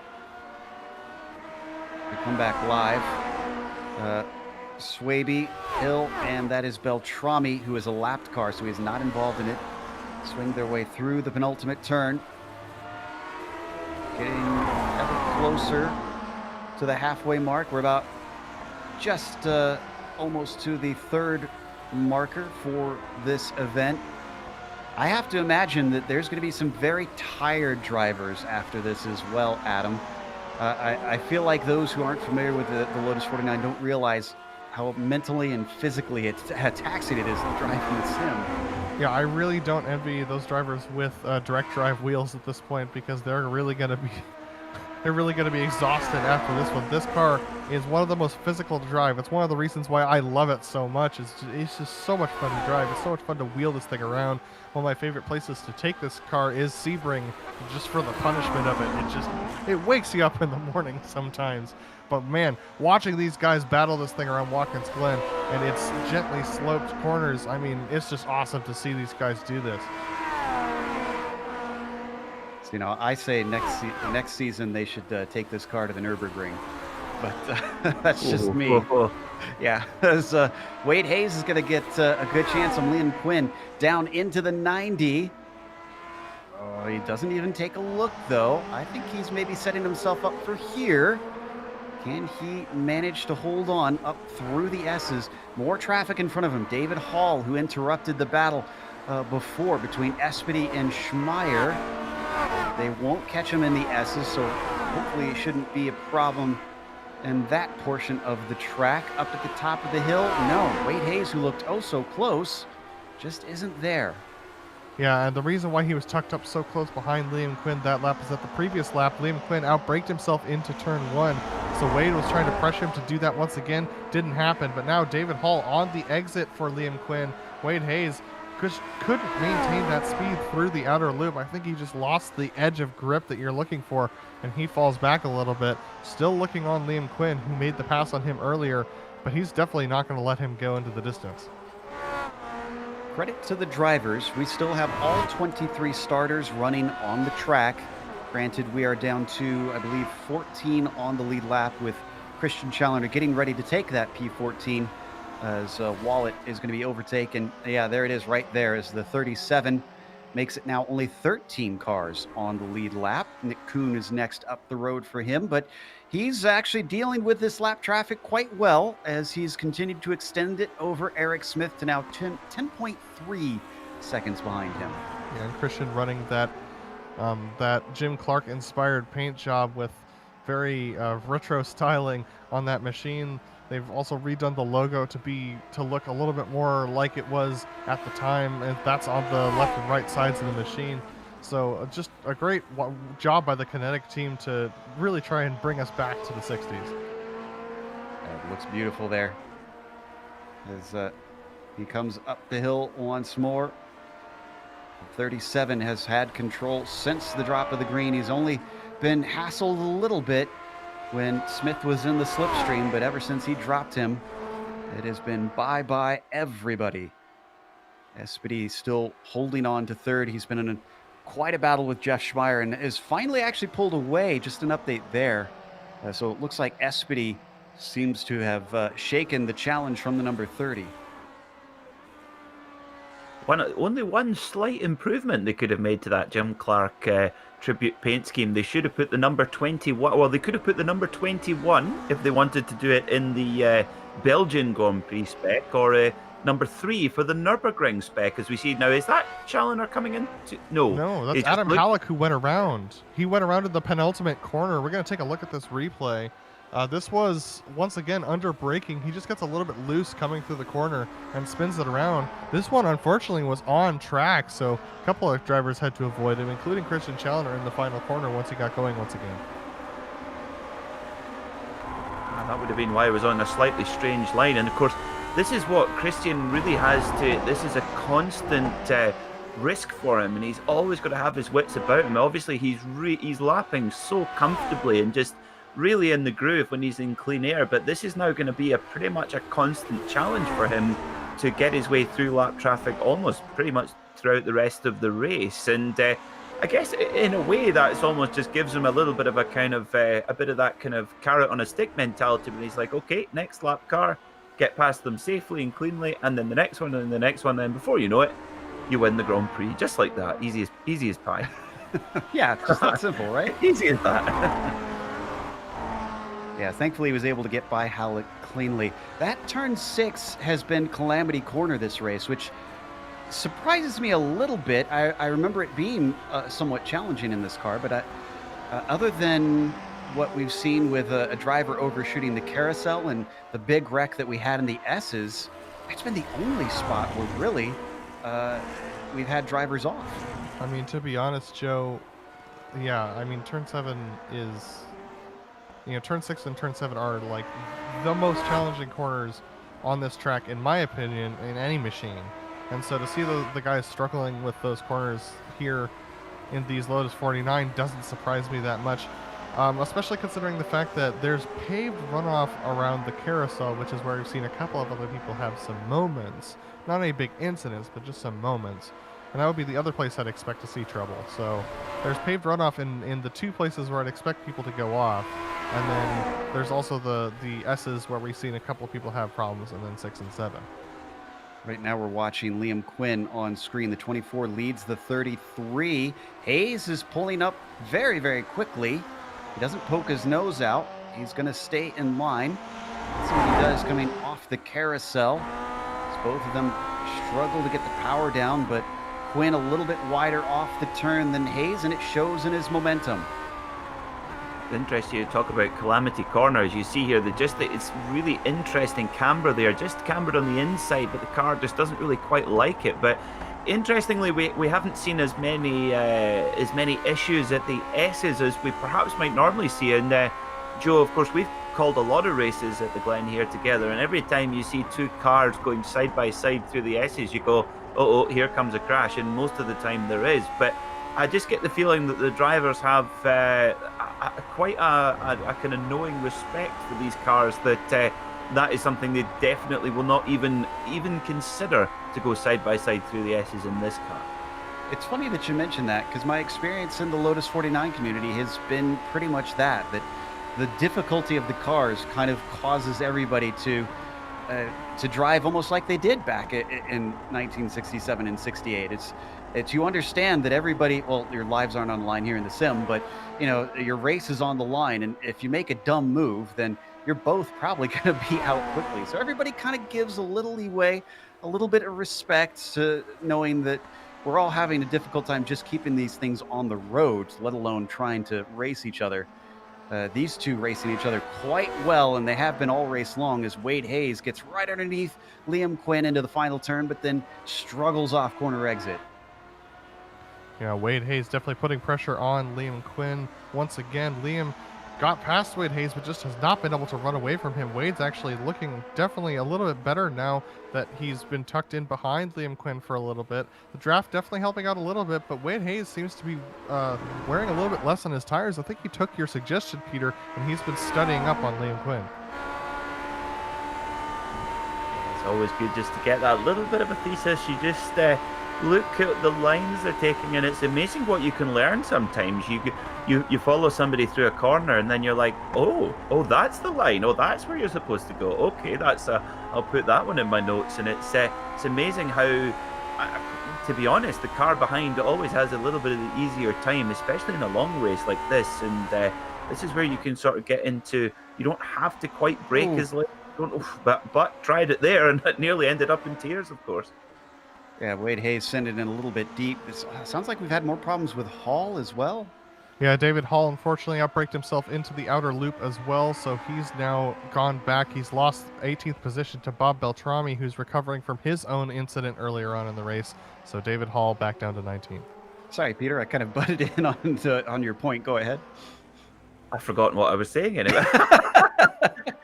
It was obviously really good. No, yes, of course, with the when you're behind another car, especially in a race of this length, it's sometimes you almost give yourself a little bit of a rest, because you can brake that little bit earlier, you can get on the power that little bit softer, because you've always got that kind of, even if it's only in your brain, you just have that little bit of a kind of maybe you could call it the mental toe from the car in front, whereas the car in front, they're looking in the mirror saying, oh, go away, leave me alone, I'm trying to run my race. So that sort of mind game and that sort of mental attitude comes into it in these long races. And people who are perhaps new to sim racing might think, well, this is just sitting at home in your sweatpants steering the wheel, but make no mistake, this is 108 laps around here is a seriously impressive mental challenge to keep your concentration and not let this car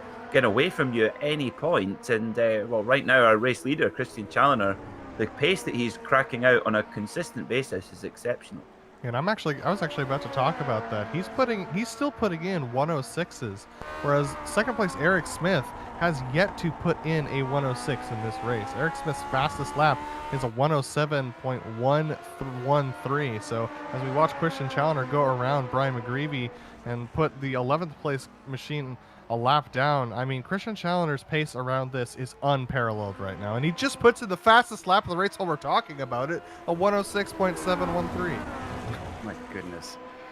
I'm glad you brought up, Peter, the way that it's more than just being in a chair in your house and whatnot. Because the one thing I've heard a lot of real world drivers say in terms of the realism of sim racing, especially on things like iRacing, is the mental experience of the race is pretty much the same thing as being in the car.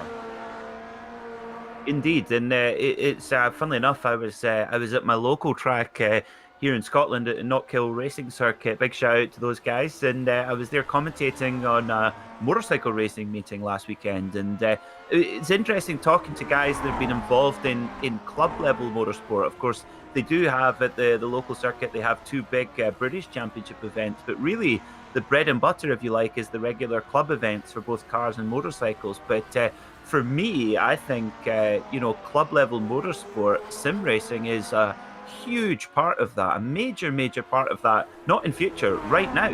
Because you look at, guys like Christian, tell me this guy is not talented to drive this car in a piece of software as realistic as iRacing is at this speed is exceptional. But to go classic Grand Prix racing is a billionaire's hobby. So it's personally, I think it's really good. And I mean, the advancements with software and hardware over the last 5 years are just mind-blowing. But when you speak to people who are established in in motor racing, and you try to explain to them, a lot of them are incredibly surprised by the sheer professionalism. How you have teams, you have broadcasts, you have leagues all the time. It's beyond a lot of people's imagination. And Peter, as we've been talking about this, I've been noticing that the track, the lap times are starting to go down quite a bit. And so is the track temperature. Track temperature is down to 109 degrees Fahrenheit or 43 degrees Celsius. So that track temperature is definitely starting to decrease, along with the fuel load starting to decrease. And that's starting to make things a little bit easier for all these drivers. A lot of personal bests coming in. Austin Espedy, Jeff Schmeier, Jason Wallet, William Fletcher, all setting personal best last lap. Eric Smith set his personal best 2 laps ago. So tons of drivers definitely starting to shave those crucial tenths off of their lap times. That's video on screen in the 77. Sorry there, Peter. One thing that we should point out, it is 4 p.m. virtual standard time right now, so it's not super late in the day, but as that sun continues to go down, it should continue to cool a little bit by little bit. Yeah, no, that's the first time that, Adam, you mentioned Eric Smith. That's the first time he's got underneath that 107 barrier, 106.9. He got down there too, but Christian Challoner, I can't remember the last time when I looked at this timing screen when he was in the 107s. He's been sitting in those 106 all the time, and I would think now that he's built that cushion of sort of 11, 12 seconds, he can now maybe go into a little bit more of a cruise mode because the fuel's coming off, the lap speed's still good, but he's just, well, we're not far away from halfway.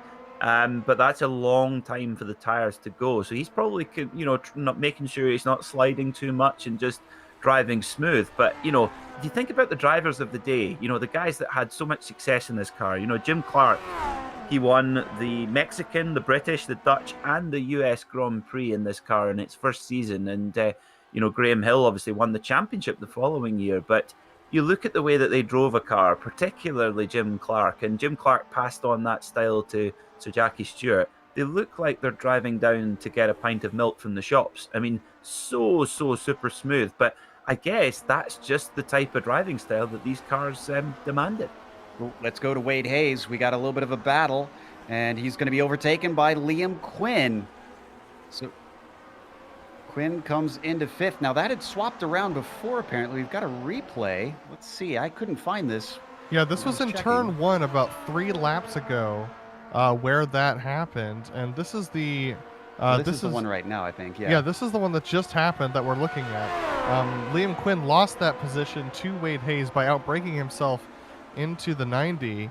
And so this is where Wade was able to get by. Or rather, where Liam was able to re-get by.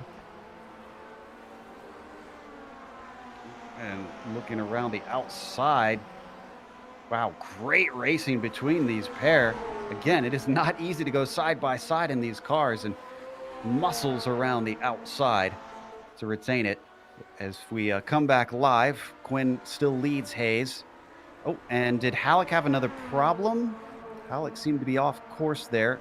Looks like he slid out on his own. Not sure if we need a replay of this one heading into the carousel. Didn't hit anything.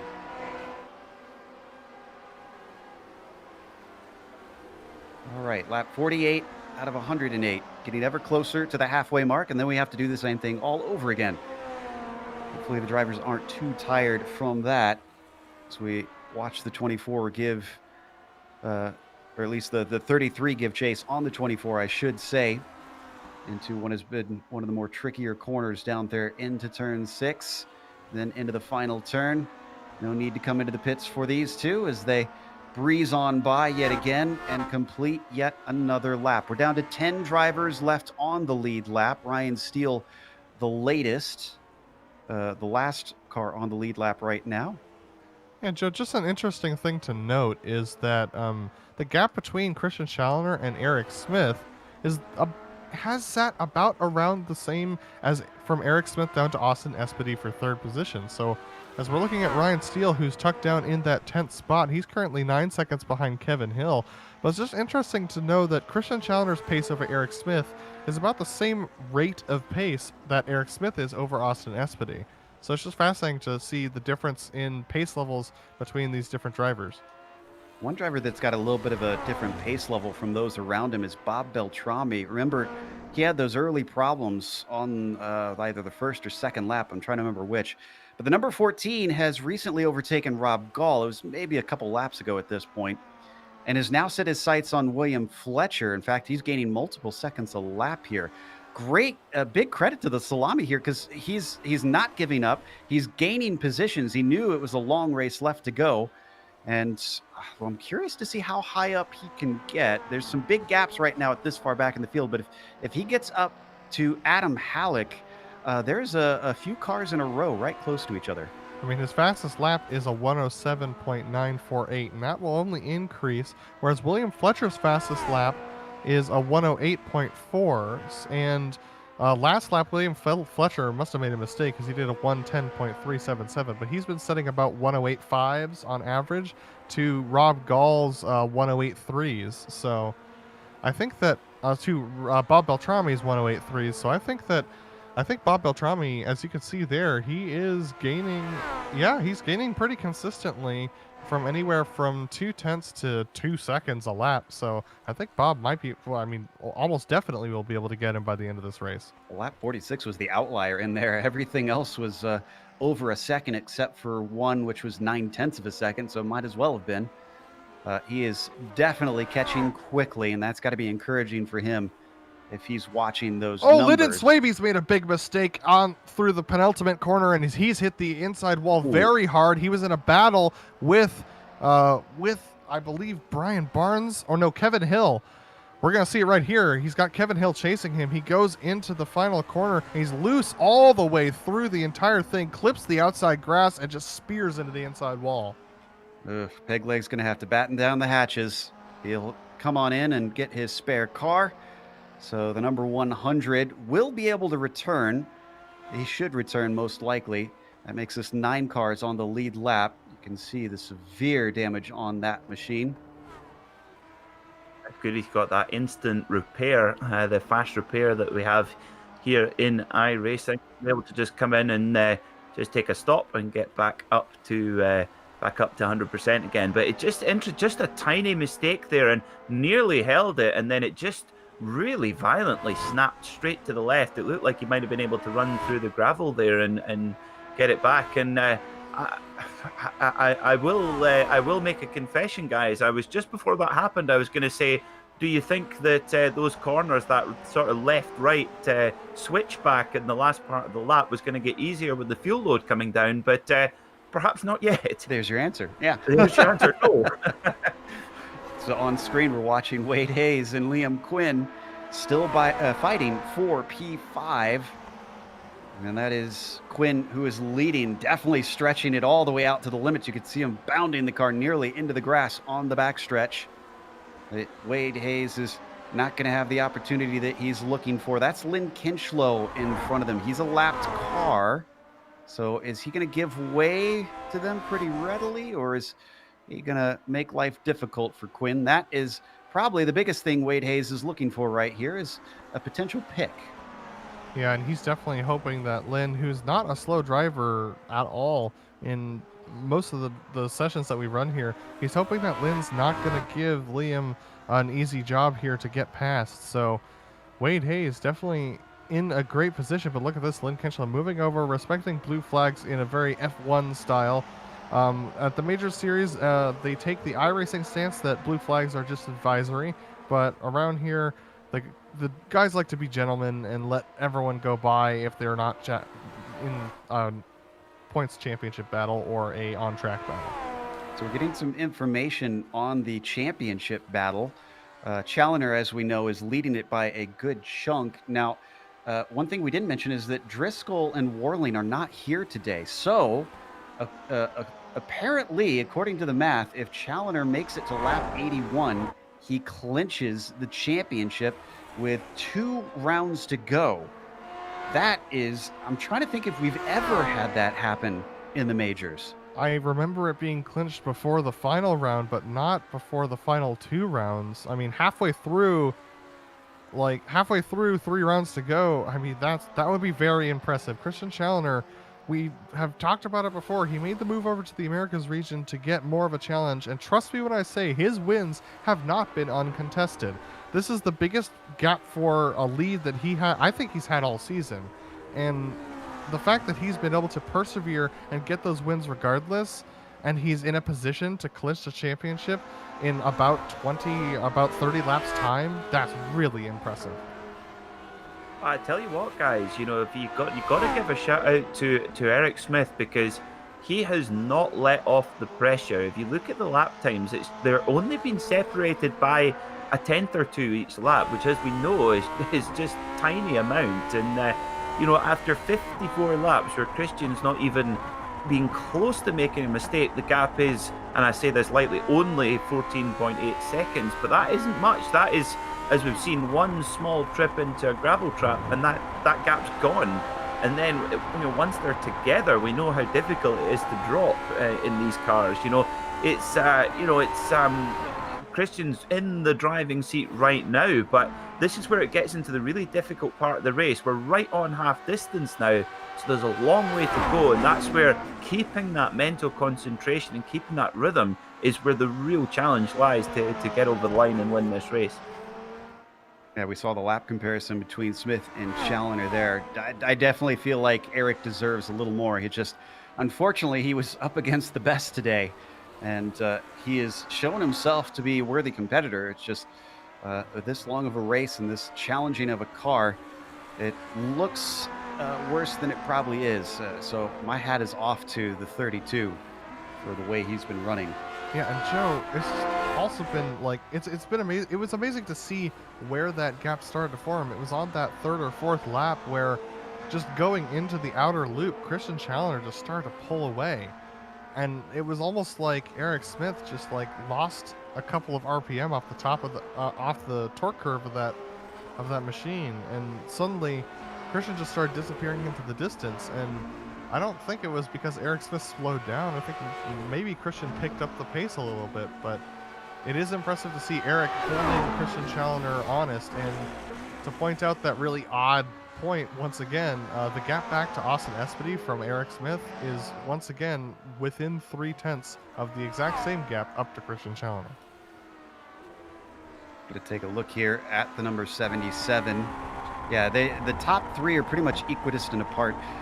That might have been closer, because remember, Espedy's been battling a lot with the car behind, Jeff Schmeier, who's now about a second back, so he's not as big of a threat as he's been on some previous laps. It's a lot of cases of what could have been for Austin Espedy if he wasn't struggling to try and retain the number 30. Now that he's got himself in clear air, he's been doing quite well. Speaking of clear air, Bob Beltrami, who we mentioned earlier trying to chase down Fletcher, has unfortunately been dealing with those blue flags, and his gap up to Fletcher has been yo-yoing back and forth. It was down to what it is now, 12 seconds a few laps ago, and then it went back up to 14 when he had to slow and let cars through. Poor Bob is having to deal with even what modern F1 drivers have to deal with. Yeah, it's never a fun thing to be dealing with blue flags, because you always feel like you're losing out to the drivers ahead. But you have to remember that they're also dealing with blue flags, so it's not something. It's not completely unfair event that happens to you, especially as you're going forward. Christian Challenger setting yet again the fastest lap of the race, a 106.462. I mean, Peter, he's getting close to his pole time at this point. Yeah, I was just going to say that. Oh, we got a problem. Oh, that's Espity. Espity is crabbing sideways at a 45-degree angle. It was lap traffic, I think. Yes, it was. Oh, no. So there you go. That's just what can happen in the blink of an eye. Didn't do anything wrong. Whack. Straight in the wall. That just a tiny, of course, with these open wheel cars, just the tiniest of contact can make all of the difference. And he's just got to try. Thankfully, it happened relatively near the end of the circuit, so he's doing a great job to limp this Lotus 49 back into the pits where he can get his fast repair and get back going again. But for Espity, that's a disaster. Well, for Schmeier, it is his boon. He's now up to third with nobody around him. Liam Quinn is 12 seconds back and honestly still worried about what's behind because he's still in something of a fight with Wade Hayes, the number 33. So that now gets promoted to P4 instead of P5 between those two. Espity did make it into the pits. That was Brett Trocine that he made contact with. I don't know if I really put that one on Brett. He did juke a little bit to the right, but I think they still would have made contact even without that. Yeah, I think that was a racing incident between the two of them. I think that Austin was carrying so much speed out of the corner, he really couldn't avoid hitting Brett, and Brett was trying to catch a little bit of looseness coming off of the outer loop, so the two of them just coming together as they're both dealing with the nature of these cars. Can we get a replay on Lynn Kinchlow? Had a big save recently. That lost him a spot to William Fletcher. This is actually a magnificent save. It's through the S's. Let's see if we can pull up the replay here. Normally not a place where you can lose control of the car. Here, this is just after it. Not a place where you can lose control of the car and then... Yeah, look at that. Completely perpendicular. And somehow he stops it and gets it back going once again without a scratch. Well, just gets on the curb there, just one wheel on the curb, and oh, Ken Block, eat your heart out. That is incredible. That's almost Francois Delacour-esque. That's very impressive indeed for Lynn Kitchelow. And he just had a crash anyways, just now, with a no. back marker. And no, it wasn't a back marker. It was William Fletcher. He was coming up to the back of Fletcher, and there you see the damage on the replay. Yeah, here they come into the braking zone for one, and he just outbrakes himself. He would have missed the corner, Joe. That was way deep into the corner. That's the second time we've seen someone run into the back of somebody down into the first turn, and unfortunately have dire results. So the 44 now gets sent to pit lane. That is such a shame after we were just praising that great save. As we come back live in the S's yet again, here's Wade Hayes trying to chase down Liam Quinn. Yeah, this is very tight. Liam Quinn very loose through the exit of the S's, but he just keeps his foot down and powers out of it. I mean, the bravery of these guys. I love seeing it. This is exactly why people were such fans of F1 at the time. Just the risk and the daringness of these drivers to just keep their foot down even when it looks like they're about to lose it. It's very impressive and awesome to watch. Their lives really were on the line back then. It was not uncommon for drivers to pay the ultimate price for a mistake in racing or other people's mistakes. So you really had to be of a certain type to be willing to go and do that at the highest level in that day. Yeah, you really did, didn't you? It's one slightly funny story or cautiously funny story was one day, it was in the early 60s, it was Colin Chapman's birthday. Of course, Colin Chapman, the design genius who was the kind of front man of Lotus and designed this very car. But Sterling Moss used to drive for him, and when it was Colin Chapman's birthday, and Colin Chapman was known for maybe not having the best sense of humour, and Sterling Moss had been in a number of accidents in Lotuses where the wheel had come off. So he decided to, when it was Colin's birthday, make him a cake with a model Lotus on it with two of the wheels missing. And Colin Chapman did not appreciate the joke. I thought you were going to say he gave him an extra attachment or bolt or something to put on the car for his birthday. Yeah, now, if I may, just coming back to just before that incident, we talked about Christian Challoner putting in the fastest lap of the race after 55 laps is impressive enough, but when you consider that he's pretty much on his qualifying pace, give or take a tenth, after 54 laps of running, is absolutely exceptional, because those tyres can't be in qualifying condition. They can't be after that amount of time. They are pretty hardy if you take good care of them. That was a skill I was never very good at, unfortunately. Built to last, Firestone. Yeah. I think, were they Goodyears or Firestones for at this point? I'm trying to think. Ooh, good well, that's question. something we'll have to look up. We're hearing Firestones from the Peanut Gallery, so we'll try and check to see if we can confirm that. The thing that gets me about Christian is the mental acuity. Like I said, it's not only physically taxing, it is mentally taxing to drive these cars. You just are wiped in every sense of the word. And he just looks like he's on a Sunday stroll here.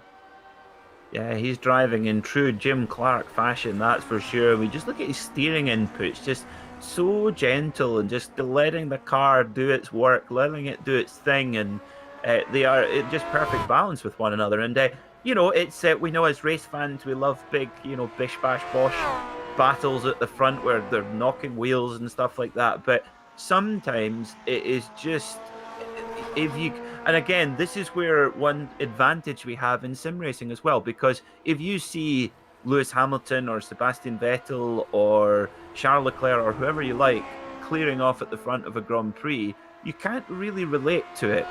You know, you don't really understand what that means. But the great thing here about iRacing is that you could go and dive in this car and this track with this track temperature and have a go, and you can just see just how impressive Christian's lap times are right now, just the lap time alone, and try and do 50 laps in a row. And if you can do 50 laps without crashing, I'll send you £10 in the post. And not because that's I think you get the great thing about watching sim racing and taking part in it is that you can understand much more the skill of the drivers when, you know, they're dominating like Christian is right now. Yeah, everybody can pick up a football or a baseball and try and take part. Not everybody can hop in a car and try and wheel it around.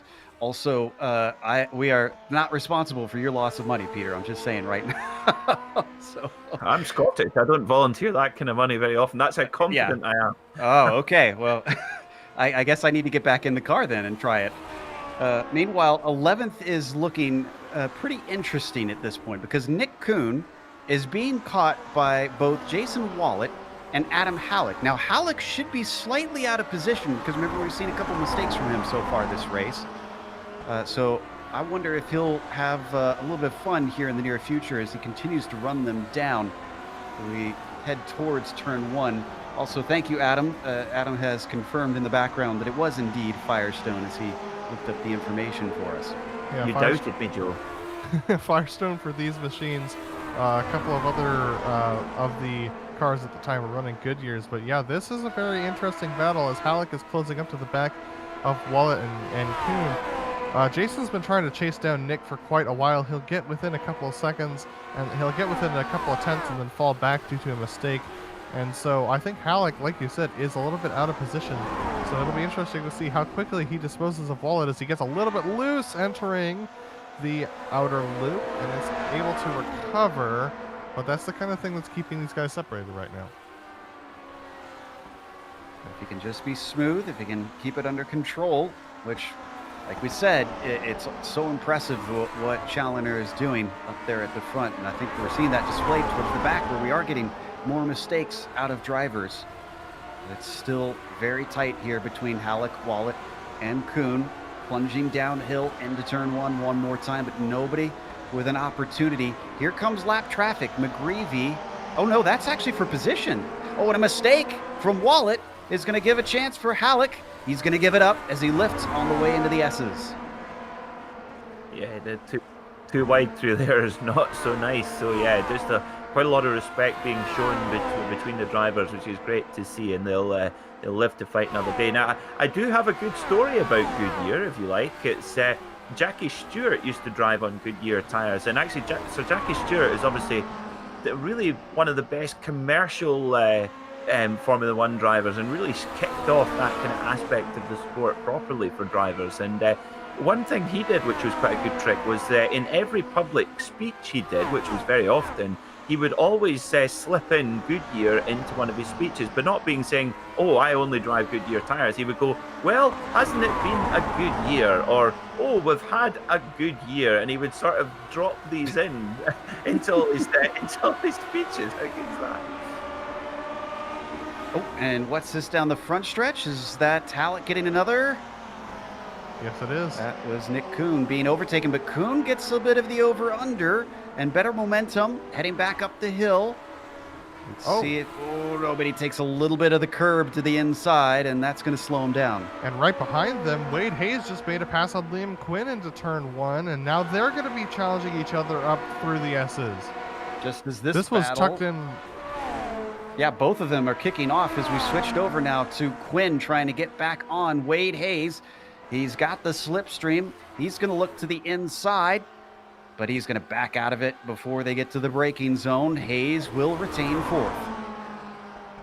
I mean, it's crazy. All these battles happening at once as Hayes retains that fourth position. Jason Walt was challenging Nick Kuhn for that 12th position, and he had to fall back behind him as well. So all these battles breaking out at the same time. Looks like something has turned over with these tires. Maybe they're starting to hit a different stage in their life. Also, as that was happening, Espedy on his climb back through the field went by Ryan Steele for P8. Barnes a little bit ahead of them is the last car on the lead lap, and he is in 6th position. I mean, the pace from Christian Challoner is absolutely devastating. To lap so many guys, I mean, that's amazing. Brian Barnes here looks like he's currently sitting in that 6th position.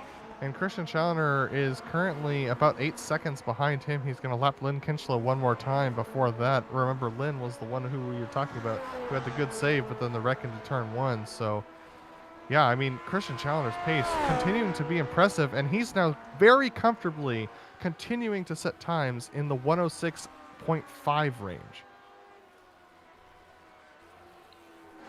Halleck has disposed of Wallet, disposed of Kuhn. And he's already got his eyes forward to McGreevy, who I mentioned was also for position and not too far ahead. Half a second now between himself and the number 68. Yeah, very close. Halleck has been improving his pace on this lesser fuel. It's entirely possible that he did most of his practice without a full fuel tank, and that was what was causing him problems, considering most of them were out-braking himself. So now that the fuel's starting to lighten up, we're seeing some really strong pace out of Halleck. Unfortunately, he is a lap down, so he's not going to be challenging for the lead anytime soon. But I could see him, at this point, he's going to be past Brian McGreevy shortly if he continues on, but then he's got 23 seconds up to Ryan Steele. I'm watching this on one screen, and on the other, I've got Liam Quinn still chasing Wade Hayes. And I think Quinn's going to make a move. He's got to run. Oh, no, he lifted. He lifted very early. Well, Halleck just went around again, and it was on screen. Unbelievable. Halleck unfortunately got really close up to the back of McGreevy, and I think that was a little bit too close. He had to put on the brakes a little bit too much and send him around. We're going to see it again. Only so many mistakes he was able to get away with. Well, he didn't touch it. Oh, he barely touched it. He's good. He's still good. Oh, until he did that. I think he got checked up a little bit there, just coming around the outer loop, and I think that just unsettled his rhythm, and the car didn't want to react in time. Battle for P4, still very hot. Quinn, who I was watching as that wreck happened, was almost on top of him. I almost think that Quinn is just kind of sitting around and waiting here. I don't know, Joe. He's really pushing hard. I mean, these guys have been racing tooth and nail for over an hour now. I mean, I cannot imagine how sweaty these guys are right now on these machines. Here comes Liam Quinn. He's going to take a shot. This time for sure he wants it. He tries to go side by side down into the carousel. defending around the long way. Wade Hayes discovers there's just not enough grip, and he falls back, quickly slots into line. Thought maybe he was going to try and get him back here into the next corner, but it doesn't look to be the case. I love how expressive these cars as well is. You know, normally in a racing car, you've got to look really, really closely to see the attitude of the driver. And this is almost like watching a motorcycle race, because the cars are so expressive with the big suspension travel that you can really tell when a driver's really pushing or really wanting to get by, and the way they kind of jink about on the straight. You can really, I just love it, how much you can tell what the driver's thinking and what the driver's doing just by the behavior of the car and the style of the driving. There's something so fun and enjoyable watching in these machines, that is for sure. Oh, and that was a big slip up there from Quinn coming up and over the S's. So Hayes has an easy run to get it right back the very next lap.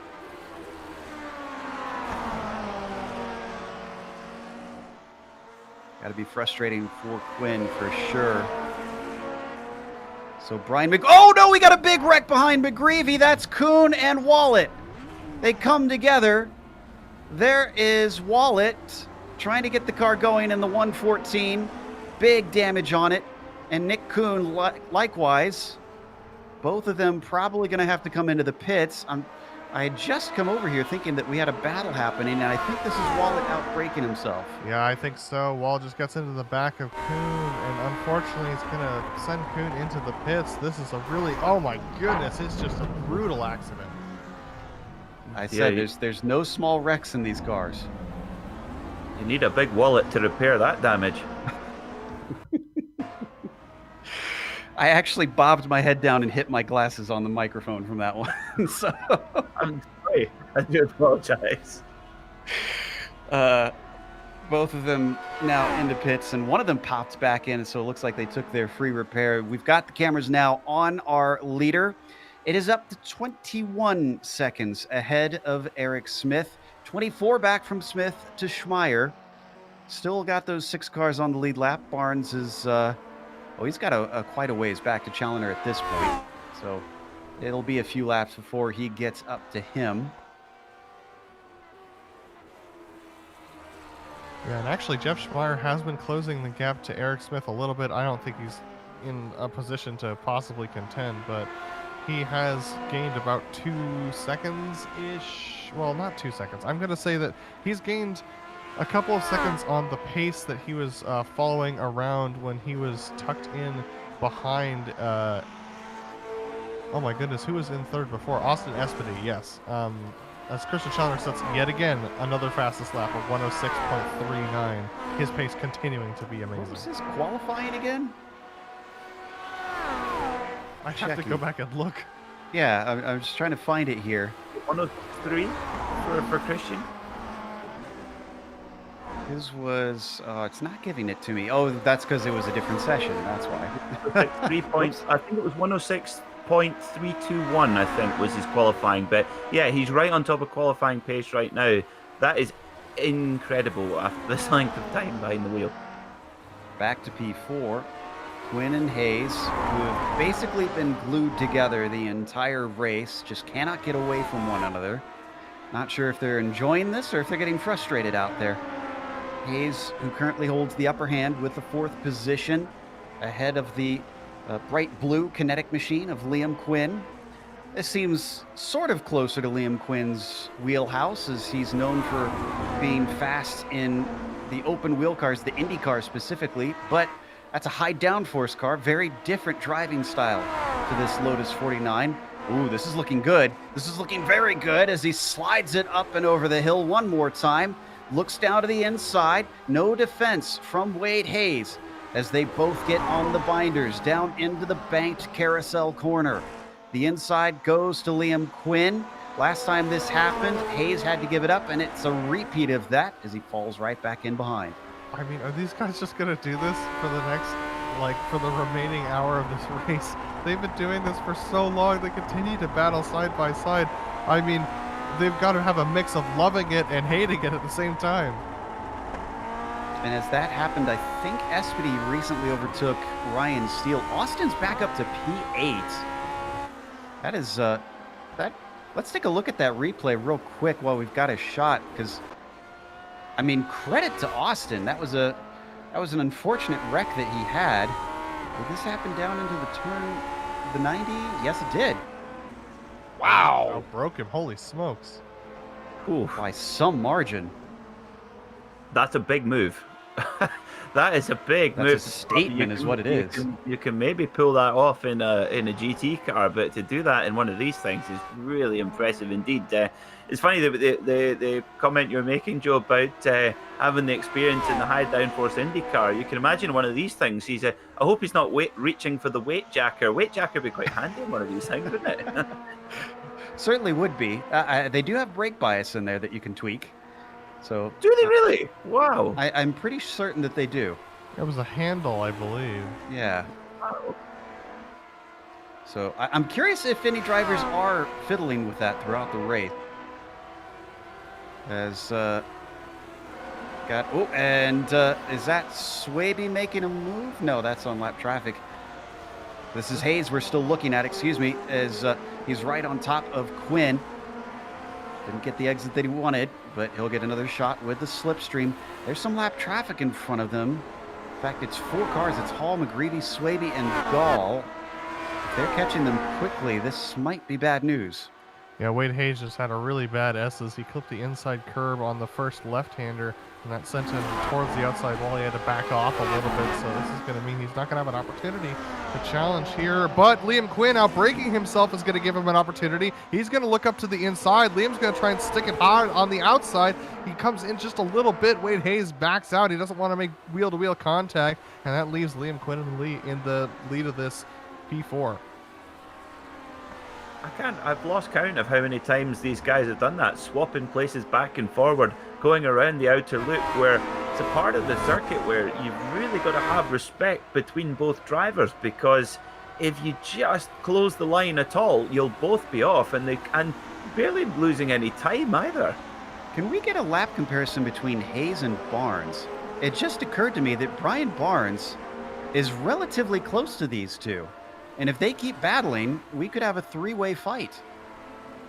Yeah, this will be interesting to see. He's got Adam Halleck between him and Wade Hayes and Liam Quinn. We know Halleck's quick. He's just been making some mistakes. He's got Christian Challoner 0.5 behind him, but here's a lap comparison. And yeah, he's gaining. He's catching. Yeah, almost 2.5 tenths a lap. Wow. Okay, so Barnes is loving this. Now, are they paying attention to that? They've been so caught up in each other, I'm not sure that they're aware. Well, they'll know about it soon, I would imagine. And look, here comes Christian Challoner. So for Barnes, he might just be able to let Christian by at the right point. Can he? No, but Christian will tuck in behind him. He's not in too much of a hurry right now. But yeah, for Barnes, if he can have a couple of laps getting a tow from Christian, he'll be right there on that battle. Well, and now would be the best time right here down the front stretch. I say let him by and let him pull you down the back straightaway. Lap traffic now very much a problem for both Hayes and Quinn, who nearly came together into the first corner. We didn't see it on screen, but it is proving a real headache for this battle for fourth. It's just gorgeous seeing these cars go up through the S's here, but Wade Hayes, he took a very shallow entry into the second S's to try and get a good exit onto the back straight. Didn't really work out for him. Liam Quinn's got the draft of David Hall up ahead of him. Christian Challoner 1.8 back of these guys. That will be lapping 4th and 5th. That will leave only 3 people on the lead lap once Christian Challoner makes his way by. But they've got other problems to deal with, like David Hall, a lapped car that they're going to have to get past. David's going to let Liam Quinn by, and he's also going to back off and let Wade Hayes by. Wade's able to move over into the braking line and get a good setup for turn 6 and 7. This is very busy as well for Christian Challoner. He'll be wanting to get through this gaggle pretty clean and safe and just pick his way through, because once he's got through them, then he can relax a little bit more. So he's right in the middle of this melee right now, and he's just doing a great job of just picking his way through gently, but it just takes one tiny incident in front, and I suspect he'll be sort of almost on edge, if you like, right now, just keeping an eye out to what's going on ahead, just in case he needs to react to any particular incident. But he's not rushing this, and nor does he need to. He's got 27 seconds in hand and less than 30 laps to go. It looks like he's going to be able to get by Hall. Hall's going to lift, and Barnes is indeed riding along with him now. So this is definitely giving some help to the number 4. Yeah, and Christian Challoner now tucked in about a second behind Wade Hayes. That's the next car. He's got a lap. Brian McGreevy is the one that Liam Quinn's trying to get by up ahead there in turn 6 and 7. So all these battles that we've been watching are starting to come together here. That's Liam Quinn trying to get past McGreevy, who did not let him by into 6 and 7. Remember that these blue flags are only advisory in the major series, so Brian McGreevy is not obligated to let these guys by, but he finally lets them by, and Wade Hayes is caught out, unfortunately, because of that. He gets a bad line into the corner. Liam Quinn able to snake away to 0.8 of a second. This distance that Quinn has pulled on Hayes is, honestly, I would say a good thing for Challoner.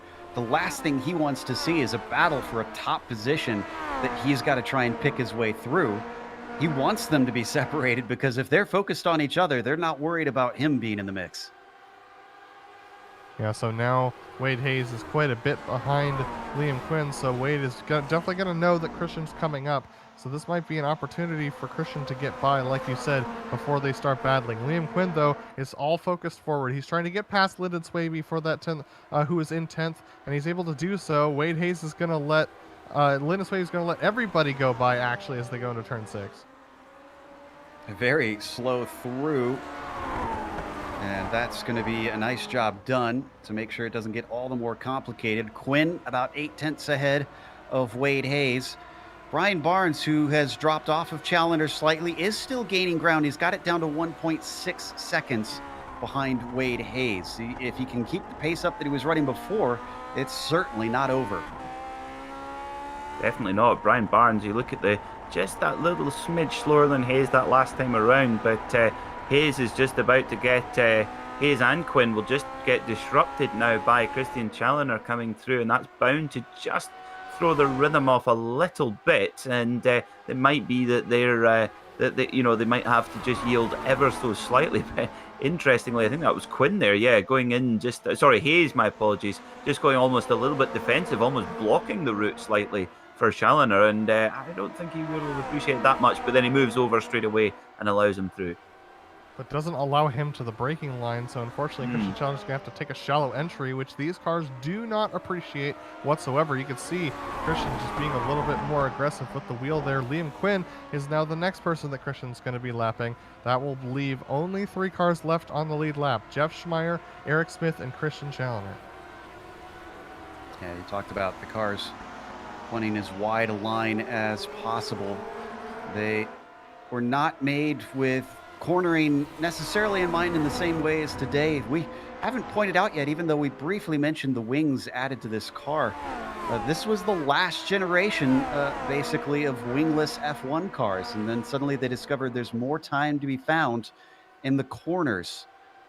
And as such, they're just a completely different thing to drive from basically then on, and much of racing, where aerodynamics suddenly decided it's better to be glued to the ground and give up that top end speed, and the philosophy shifted. Now we have lapped everybody except for 2nd and 3rd place. Wow.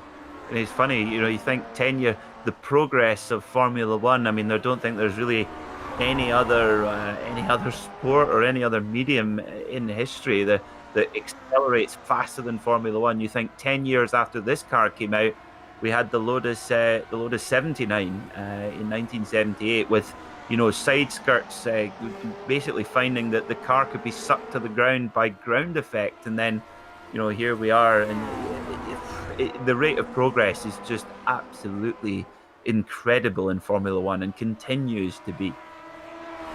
And since we have passed lap 81, Christian Challoner is now our America's Region Mario Andretti Drivers Champion. By our math, this is unofficial. He has taken the Drivers Championship. This, I think, is going to be the first time we've had a driver be a champion in multiple regions in the majors. It's going to be awesome to see that definitely play out. Christian Challoner, a very, very amazing drive this year, not uncontested. He definitely had to fight really hard for it, but a fantastic championship, and he's still got 2 rounds to go of 2 rounds of fun, you know, cross-generational, cross-car action to go before he gets to stand up on that podium at the end of the year. Watching Barnes right now. This is for 5th place. Wade Hayes has gone from attack to defense. This is going to get all the more interesting now. I love this shot here, Peter, because you were talking about seeing the suspension travel. You really can see it from this angle.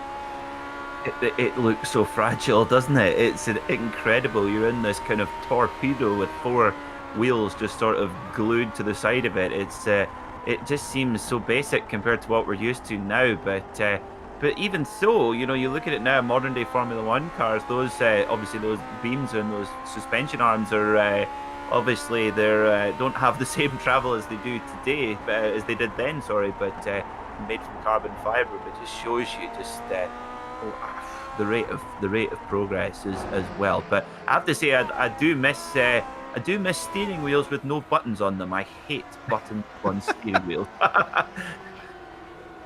Last time I ran Le Mans with a team with a bunch of friends, I ran out of buttons to assign on my wheel because there's so many different things that I needed to do. So I'm kind of with you. I like the simplicity, the cars that you get in and you drive. So up the hill they go. Barnes still giving chase. He's down to within 0.7 of a second now. But Hayes is responding to Liam Quinn. It was a little over a second. Now it is down to 0.8. So he's not willing to let him romp away quite yet. If we talk about, while we're on the topic of steering wheels, my favourite steering wheel was actually, and I used to have a Skoda Fabia VRS turbo diesel, good clean diesel fun as it was known at the time, and well, actually even before that, and it had no buttons on it, and it just fitted in the hands perfectly. Nothing better than a good steering wheel. And funnily enough, when in the brief time that I owned a Lotus, the car, no power steering, no buttons on the steering wheel, that is how it should be, I think. We've got a car that is limping home. That's Dick Mueller. He lost it in the carousel and smashed into the wall. I suspect his day may be done because I think we saw him very early in the day hit the wall as well. It's sad to see he's so close to the finish. I feel like just getting to the checkered flag in today's race is going to be an accomplishment for a lot of drivers. Yeah, I mean, I think that, that car is unfortunately very done. He's trying to crab it home, but he's going to have to be really careful crossing the track here. He does it on exit. This might catch. Oh my goodness, that was Nick Kuhn. Nick Kuhn spun around right in front of him. That's unfortunate for Nick because he was battling to try and stay ahead of Bob Beltrami, who's only a couple seconds behind him now. Nick Kuhn has now recovered and is going to go by, but that was a sketchy moment. Is Mueller already had one? Sorry, Joe. I was going to say Beltrami's actually still about 2 seconds behind, so Kuhn was able to skitter away. The question is, does he have the pace to keep ahead of him? Go ahead, Peter. Sorry, has Mueller already used one fast repair? It's a long time ago since the start of the race. Did he take a fast repair early? Yes, I believe so. Okay. You see, just amongst all that melee, Christian Challoner setting his fastest lap of 106.389.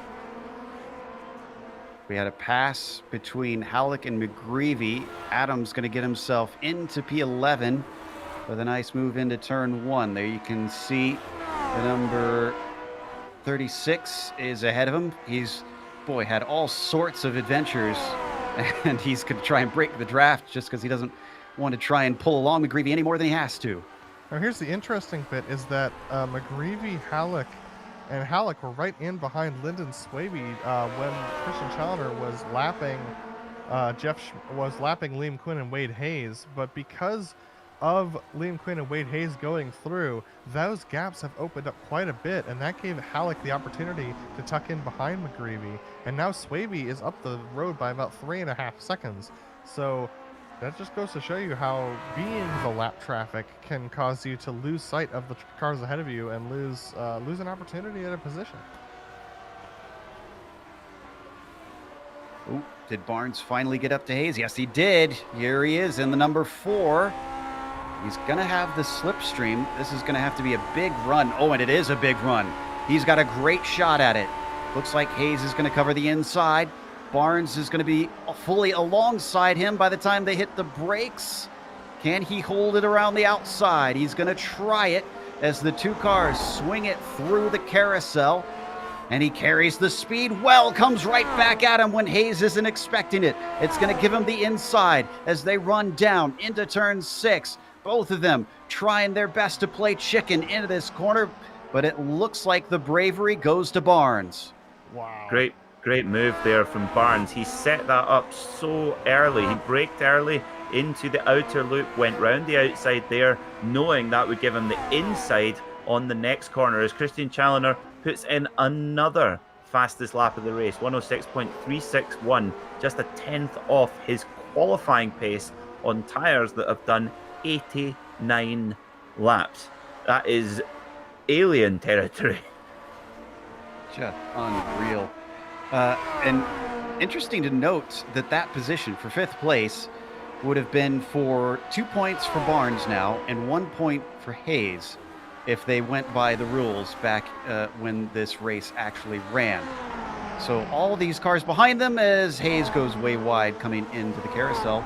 All these cars behind them that are working so hard and putting so much into this race would come away with really nothing except for essentially the pride to know that they saw the checkered flag. A different time when you talk about points, records, and even race wins. You know, Jim Clark, he took his 25th and final win in this car in his only World Championship race in the South African Grand Prix of 1968. Was on pole by over a second and went on to dominate the race. But yeah, it's you know, that was his 25th win, just one more than Juan Manuel Fangio. Sorry, Quinn just went off. Quinn went off at the first corner. He's now side by side with Barnes. He had a shot at it, but he couldn't quite get through. A big mistake from the number 24 has brought all three of them together once again, because here's Wade Hayes, the third in line, poking his nose out, then coming back in. Brian Barnes is gutsy because he sees a little bit of a traffic that could help him, but the door is shut by Liam Quinn down into the carousel. Unbelievable stuff from these three drivers as they keep going once again. That was Brett Trocine, who's already been involved in one incident. That was with Austin Espedy earlier on. He didn't want to be involved in yet another one, and Liam Quinn just sending it deep into the corner, shutting the door. But look at these drivers. You can see, based upon the attitude of the cars, which you were talking about earlier, Peter, that they're definitely on edge and fighting now. They see that 4th place, and they're hungry for it. Barnes is on a charge, isn't he? He's just cutting through it. So he's just come alive in these last few laps. Quinn getting very, very late on the brakes there into the 90, but Barnes right in the aerodynamic slipstream.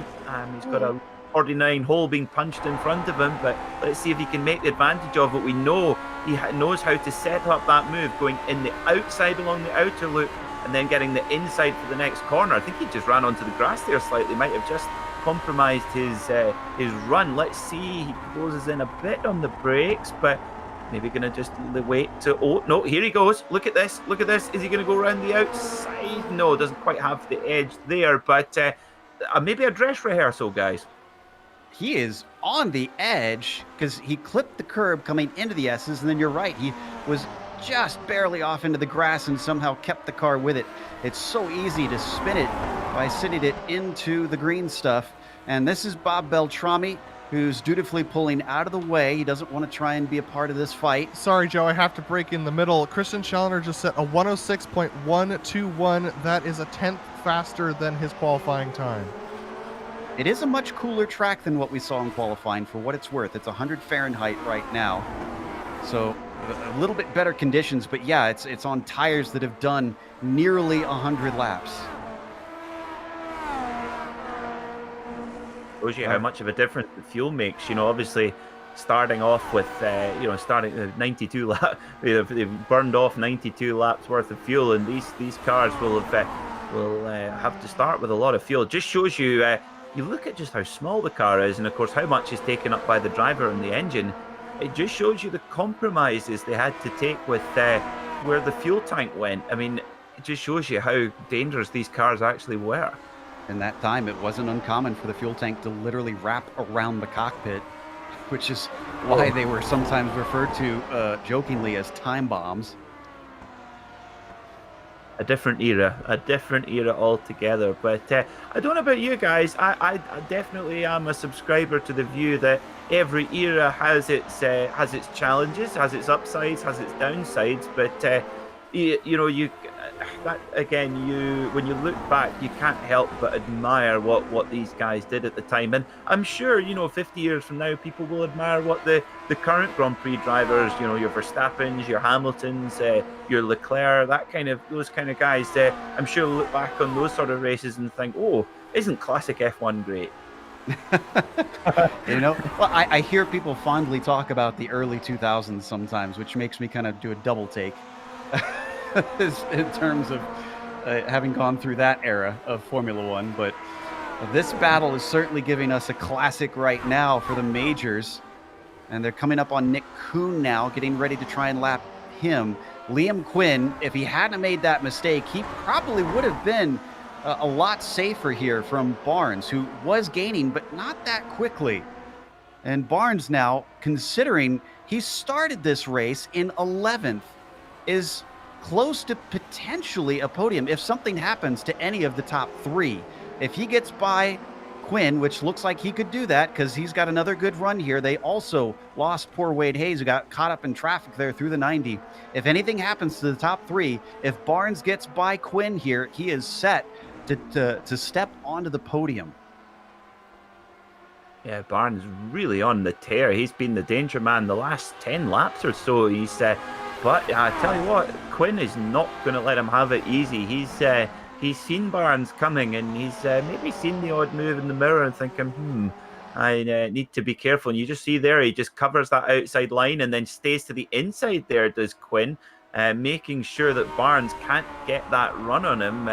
So the further Barnes makes it up, the sterner the opponents get. And oh my word, that just took my breath. Quinn there putting his whole rear Firestone left tyre on the grass as Christian Challenger does a 106.0. Oh, I tell you what, should we get a campaign going for a 105? How cool would that be? Be amazing. This battle rages on. Not as good of an exit this time for Brian Barnes. We've nicknamed him the Popsicle Man for the sponsor that he's put on his car for a lot of years.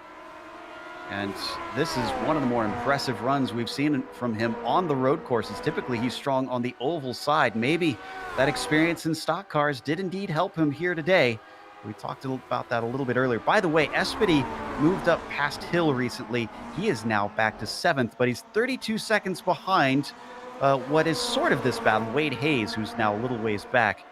So I think that's where the progress stops for the number 77. Yeah, Joe, I want to take us up to Christian Challenger for a moment because he's about to let Jeff Schmeier, our third place runner in this race. Christian Challenger lapping Jeff Schmeier to make it only 2 cars left on the lead lap. Now, he's not going to catch up to Eric Smith, who's still doing 106s, but Christian Challenger's last lap was a 106.060 versus Eric Smith's 106.825.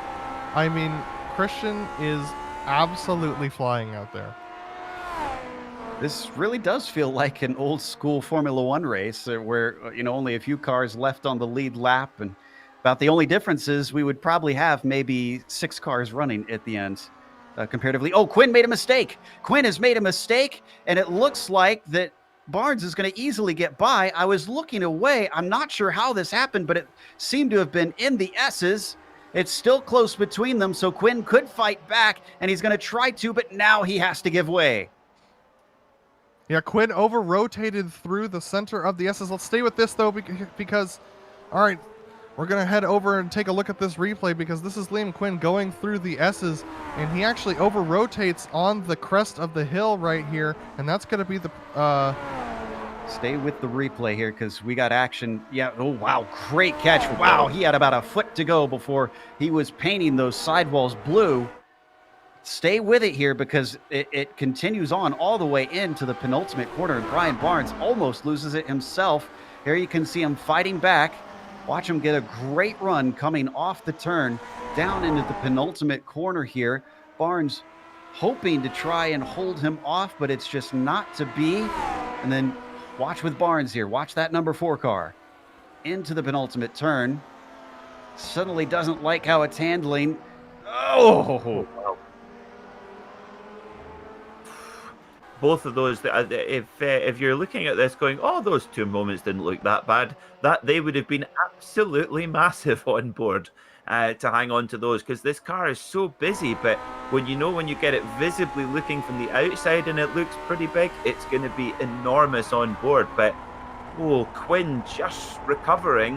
And I tell you what, he really gets the wheel touching in, and there's your number 5. Wow, sound like Claxton. Unbelievable. Just unreal. His ability, as Barnes is using all of his ability. He had a run down into the 90. Doesn't poke his nose in. Quinn ahead of him, looking to retain that 4th place. Wade Hayes has regained a little bit of time from their fighting back and forth. He's got it back down to 1.4 seconds. Can Quinn keep the car underneath him? Are his tires starting to go away after so much abuse? This one looks better, and Barnes does not have a response. I mean, Quinn is absolutely on the edge. He was so squirrely coming out of the S's. Even though Barnes has the draft, he's actually going to brake a little bit early because I think he's going to try and cool his tires down. We're closing in on 11 to go this next time by, close to 10 to go. I think Brian Barnes realizes that even if he gets by Quinn, he might not be able to hold him off entirely. And believe it or not, these guys are gaining on Jeff Schmeier. They continue to close the gap just a little bit each time. And if Jeff continues to fall in pace like this just a little bit, they might catch him. Oh, and Austin Espedy is out of the race. Oh, no. What happened to him? I'm checking. Oh, it was the S's, similar to what we saw with Quinn. Oh. But he wasn't able to catch it. Let's take a look at this, because this is a big moment, and this is one of those things that is one of those object lessons in the 49. He just ends up getting a little bit loose and keeps the power down coming out of the S's. You'll see it right here. Watch his hands on the wheel and watch the attitude of the car. The inside wheels are actually going to touch the grass. We can't see it from this onboard, but he is going to clip it. Wow, that happened so fast. He was loose the entire time, Joe. Loose. As soon as he went over the crest, he was loose and facing and turning right. And then it snapped on him. Wow.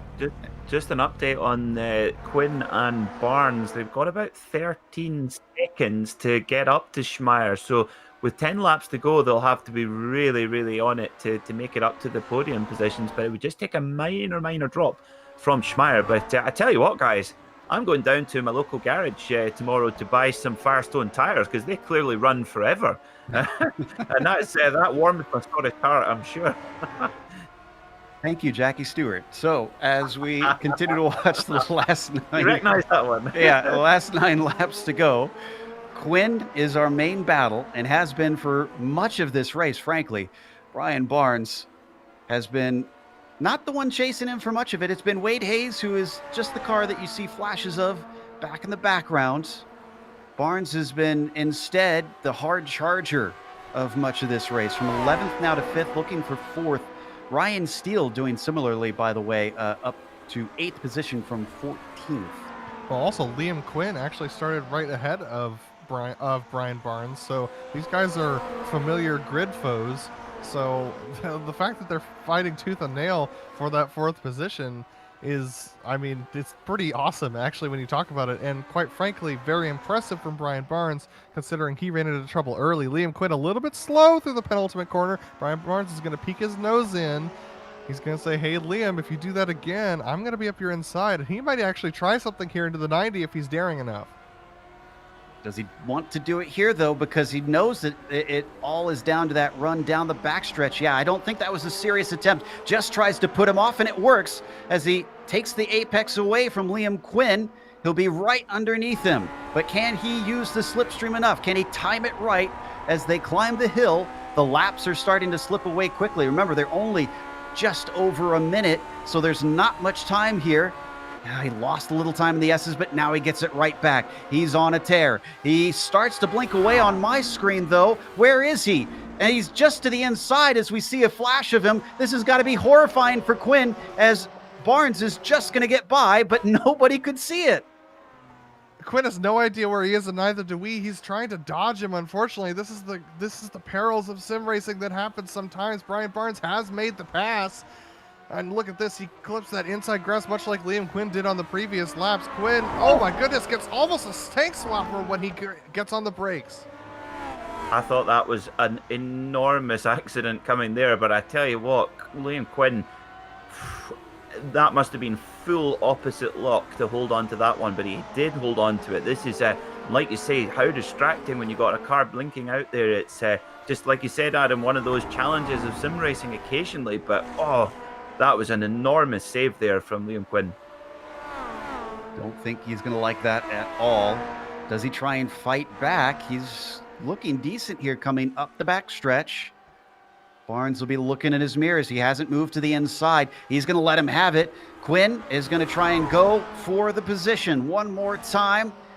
He's given space at the apex, but we've seen many a driver manage to pull off of the carousel quite well, and Barnes does so.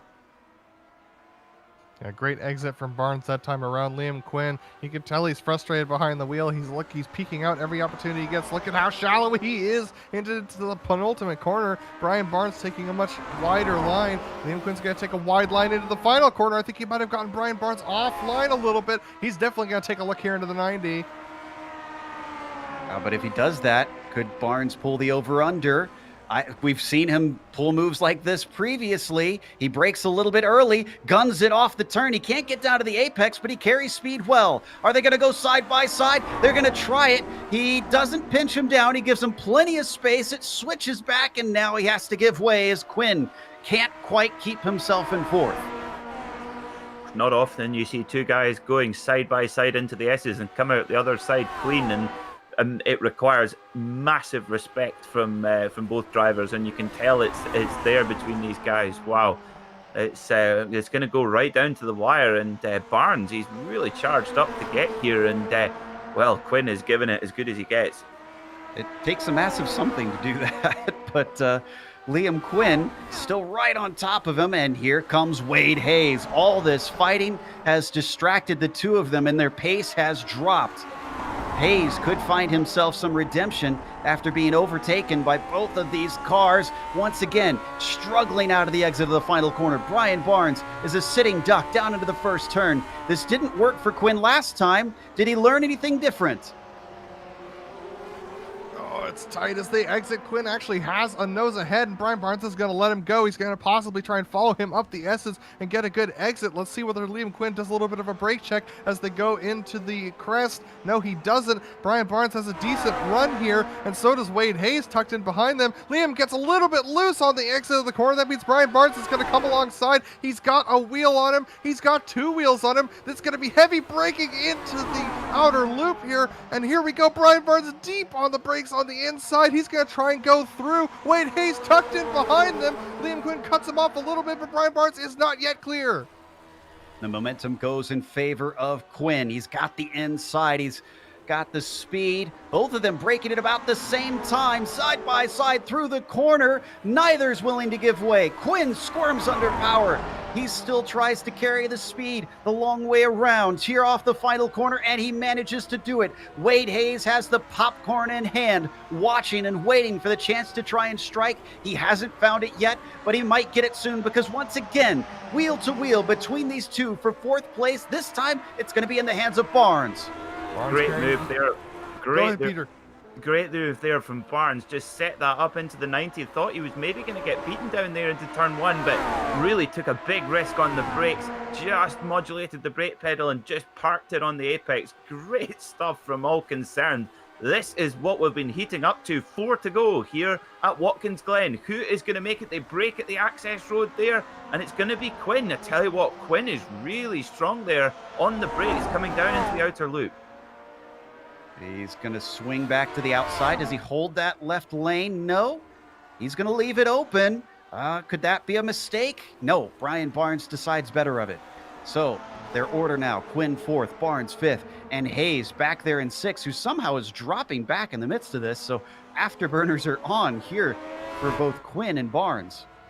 Yeah, they're putting in some pretty quick laps at this point. It's very impressive to watch. Liam Quinn on the edge. Brian Barnes also on the edge. Brian Barnes looks like his rear tires are starting to be very unpleasant at this point in the race, as I think he might have to back off a little bit and try and cool them down. Once again, we're at 4 to go this time by. I think that exit out of the 90 is so important. We saw Barnes able to make the move there into the 90, but of course that block pass compromised his exit, and then he lost it by the time they get to the outer loop. So when we come into the final lap, you've got to be thinking so far ahead, because if you want to make that move into the 90, well, to be able to defend it down the straight is going to be really, really tough. So what are these drivers going to do? This is all about mental brain power as well as the physical prowess behind the wheel, and impossible to call right now. 2 laps to go at this point. Challoner crossed the line just recently. These 2 won't be able to complete, these 3 won't be able to complete every lap of the race, but these positions are still up for grabs onto the front stretch. This is the farthest apart we've seen them for a while. Quinn leading in 4th, Barnes in P5, Wade Hayes still attached and still could pick up the pieces. Yeah, they got to realize that it's 2 to go. They got to do the math a little bit and realize that they're a lap down. They've got to figure that out. But look at this. Liam Quinn is starting to pull a little bit, and Wade Hayes trying to get up right onto the back of Brian Barnes to try and drag himself up to Liam Quinn. They do have a lap car ahead of them. I believe that's Lynn Kinchlow that's tucked in ahead of them. Good job, moves over, makes it. You can see there's a big battle going on there. Great respect. That's what it's all about. And just to let these guys get on with it, and they'll get on with it, they shall. And I tell you what, Quinn looking so strong there in the outer loop, and I think if you can be strong there, that just gives you the little edge to be able to defend. White flag is out, and Christian had one of the first mistakes I've seen all race. He slid it all the way through the first corner. He is so far ahead at this point, it's 42 seconds back to the only other car on the lead lap, Eric Smith.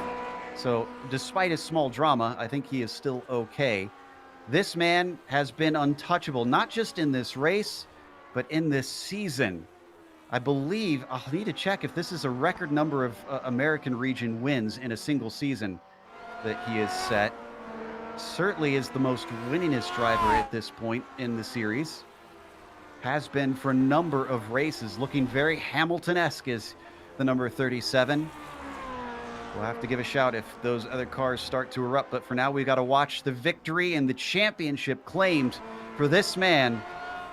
He won in the European region last season. This season, it's going to be in the Americas. Our champion and winner here today in the 1968 U.S. Grand Prix.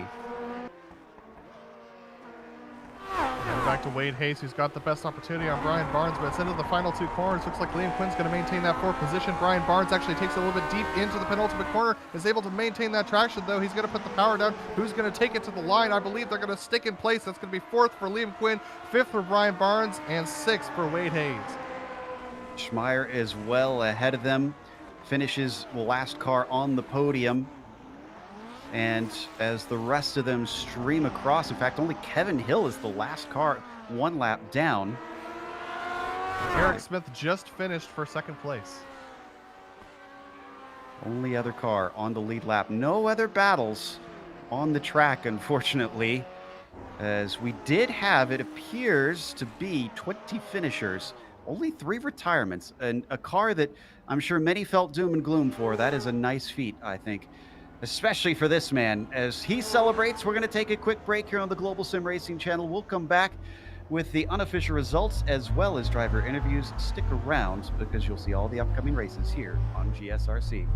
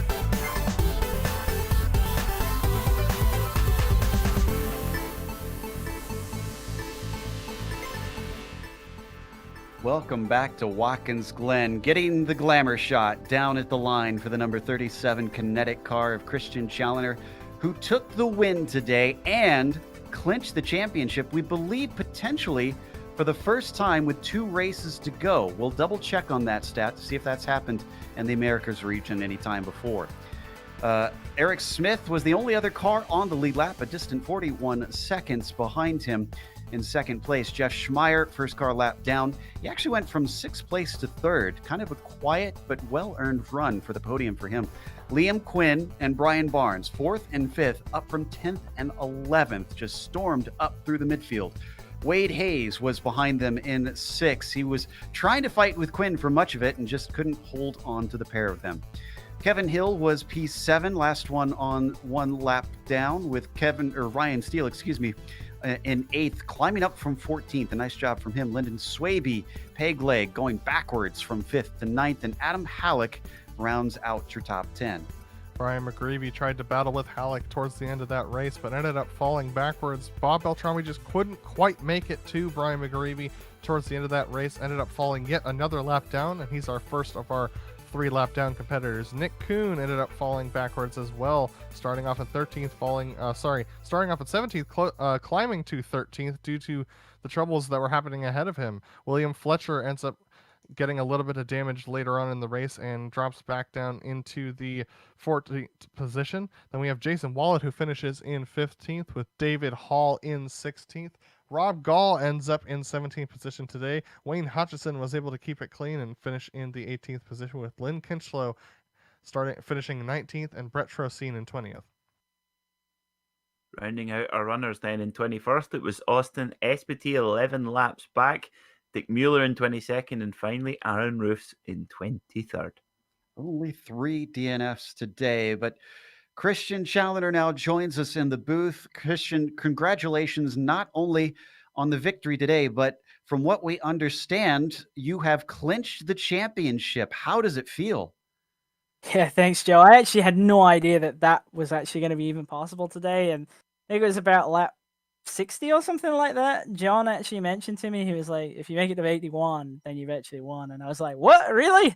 So yeah, that's pretty cool. And I mean, it's fun. It's fun to kind of have that sort of sorted out. I was going to say before we get to like kind of the more dice roll sort of races, but I mean, this was a pretty tough one, but I'm glad that it's kind of sorted before we get to the last one. Cause obviously Auto Club, Oval, IndyCar, I mean, we saw with Indy, it can kind of go either way. You know, 1 minute you can be at the front, and then the next minute you can be wrecked out. So it's cool to kind of have that sort of sewn up so early, and yeah, it's pretty fun. I mean, this was a really fun race. I know, obviously, we ran Milwaukee last year with the 49. It was really, really fun there, and it's exactly the same deal again this time around. Really like brutally long race though.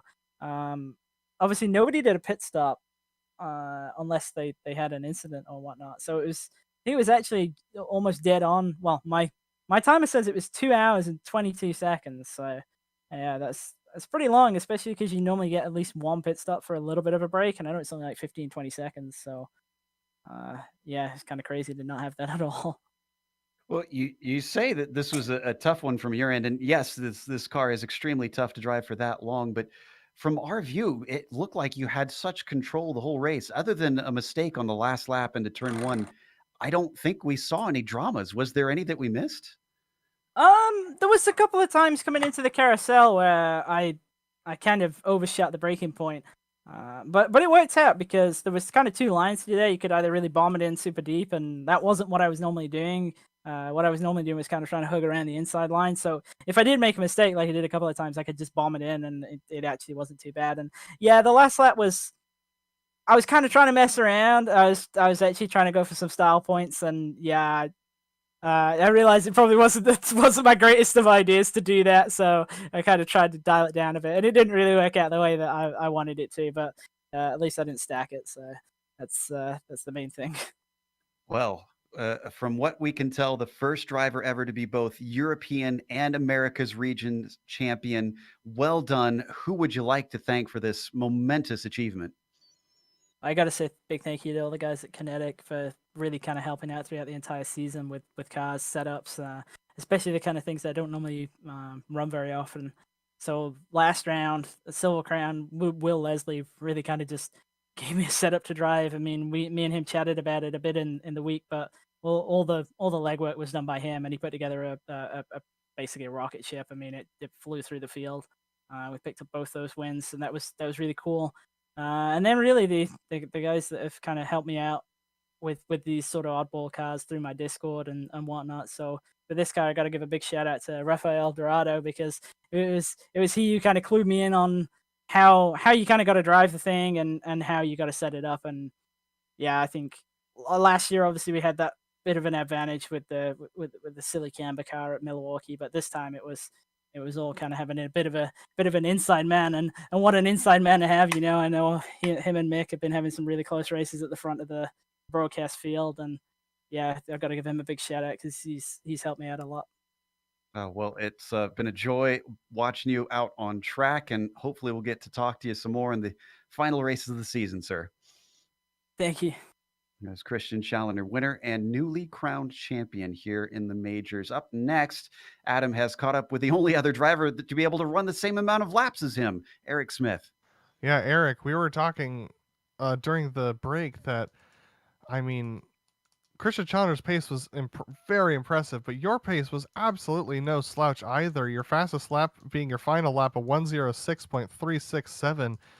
Very impressive stuff today. How'd you like the car? It's a blast to drive, but you got to be super careful. As soon as you try to be cool and start pushing, it just instantly punishes you. So just constantly, every single lap, I'm telling myself, just go slow, just drive in slow motion. Absolutely. And it looked like for the first 9 laps, you're able to keep up with Christian, but then at one point, it just looked like into the braking zone for the outer loop. He just seemed to slip away. What do you think made the difference there? He just doesn't make mistakes. I got to drive 100% to hit his lap times, and he's cruising around at 85%. So it just adds up over time. Absolutely. And talk to me about traffic today, as you were able to lap the field in many cars a couple of times. How tough was it out there to deal with traffic, especially in these cars that are so line sensitive? It wasn't too bad. Everybody's getting out of the way pretty early because everybody out there knows how hard this car is to drive. You don't want to take any risks whatsoever by racing somebody you don't need to. So everybody was pretty good out there. Well, Eric, you came home with a great second place finish today. Is there anyone you want to thank for your podium position today? I got to shout out Jeff Drake for making the setup from the Majors garage. I just loaded it up. I made a few changes to it, but it was a really good baseline to start from, and went from there, and it was pretty good. All right. Well, thanks for talking to us, Eric, and we look forward to seeing you in the last couple of rounds. All right, thank you. That was Eric Smith, our second place finisher, and it looks like we have Jeff Schmeier who's going to have a chat with us as well. He's going to talk to Peter. Jeff Schmeier, welcome to the Global Sim Racing Channel commentary box. Congratulations on a podium. That looked like a long race out there. Tell us about it. Yeah, it was a really long race. I had a really good start compared to some other people, and was able to just keep it up there. I had a really solid setup, so it wasn't too squirrely. So I was just able to just keep it under me for the 107 or 8 laps. You'll be feeling dizzy by now as well. I mean, how did you find it in the Lotus 49? Just trying to hustle it around there. It's a busy car to drive. What were your feelings of it? Yeah, it's a really tough car. You have to really get on the brakes early, and luckily our setup was good enough. We were able to power out of the corners instead of it getting kind of loose. So it was nice to be able to just kind of relax, especially when I found myself kind of in no man's land. So it was easy for me to just kind of take it slow and steady and get a third place. certainly did a great job doing that. Before we let you go, here, go and enjoy that podium. Is there anyone you'd like to give a shout out to live here on GSRC and the iRacing Esports Network? Yeah, of course. Shout out to my team. They're awesome group of guys. It was nice to get Dog Bear a good bit of screen time tonight, since we're usually like kind of mid packs. It was cool for me and me and Brian to get up there and get a top 5. Shout out to my girlfriend. She stayed up, watched the race. My parents stayed up and watched the race. Just want to say I love you guys. Oh, what a great team. Well, Jeff, thanks so much for coming to join us here in the commentary box, and good luck for your next race. All right. Thank you, sir. That was our third place finisher, Jeff Schmeier, who probably didn't get the screen time maybe that he could have wanted, but then maybe he doesn't want it and just wanted a nice quiet race to be able to celebrate this podium. But we are going to close up as well after round 12 has now completed. And once again, we want to remind you about the charity that they have been raising money for in this race, and that is METAvivor, who you can find them at metavivor.org. We've got a link in the description below if you want to check out and see how you can help over there. Thanks goes out to the companies that provide the software and the hardware for our broadcast. You can see them listed here on your screen. Additional thanks to June Lalonde, who provides our wonderful music. We've got her information there as well. Thanks to the team today, Sean, Adam, Peter, and Dougie. If you'd like to find out more about GSRC, including upcoming races, you can find it at globalsimracingchannel.com or check out info on our social media outlets. Twitter is at GSR Channel, Facebook, Global Sim Racing Channel, and Instagram, GSRC_Graham. We've got a merchandise store linked down below, gsrc.storenvy.com. And while you're down there, make sure and subscribe to the channel. The next race, we're heading off to Australia. If you think this one is tough, oh boy, Bathurst with the Australian Supercars. That'll be Sunday, October 18th at 7:45 p.m. Eastern. They need plenty of practice to get up to speed for those. We have upcoming races for other series listed on the screen, so check those out and mark them down on your calendar.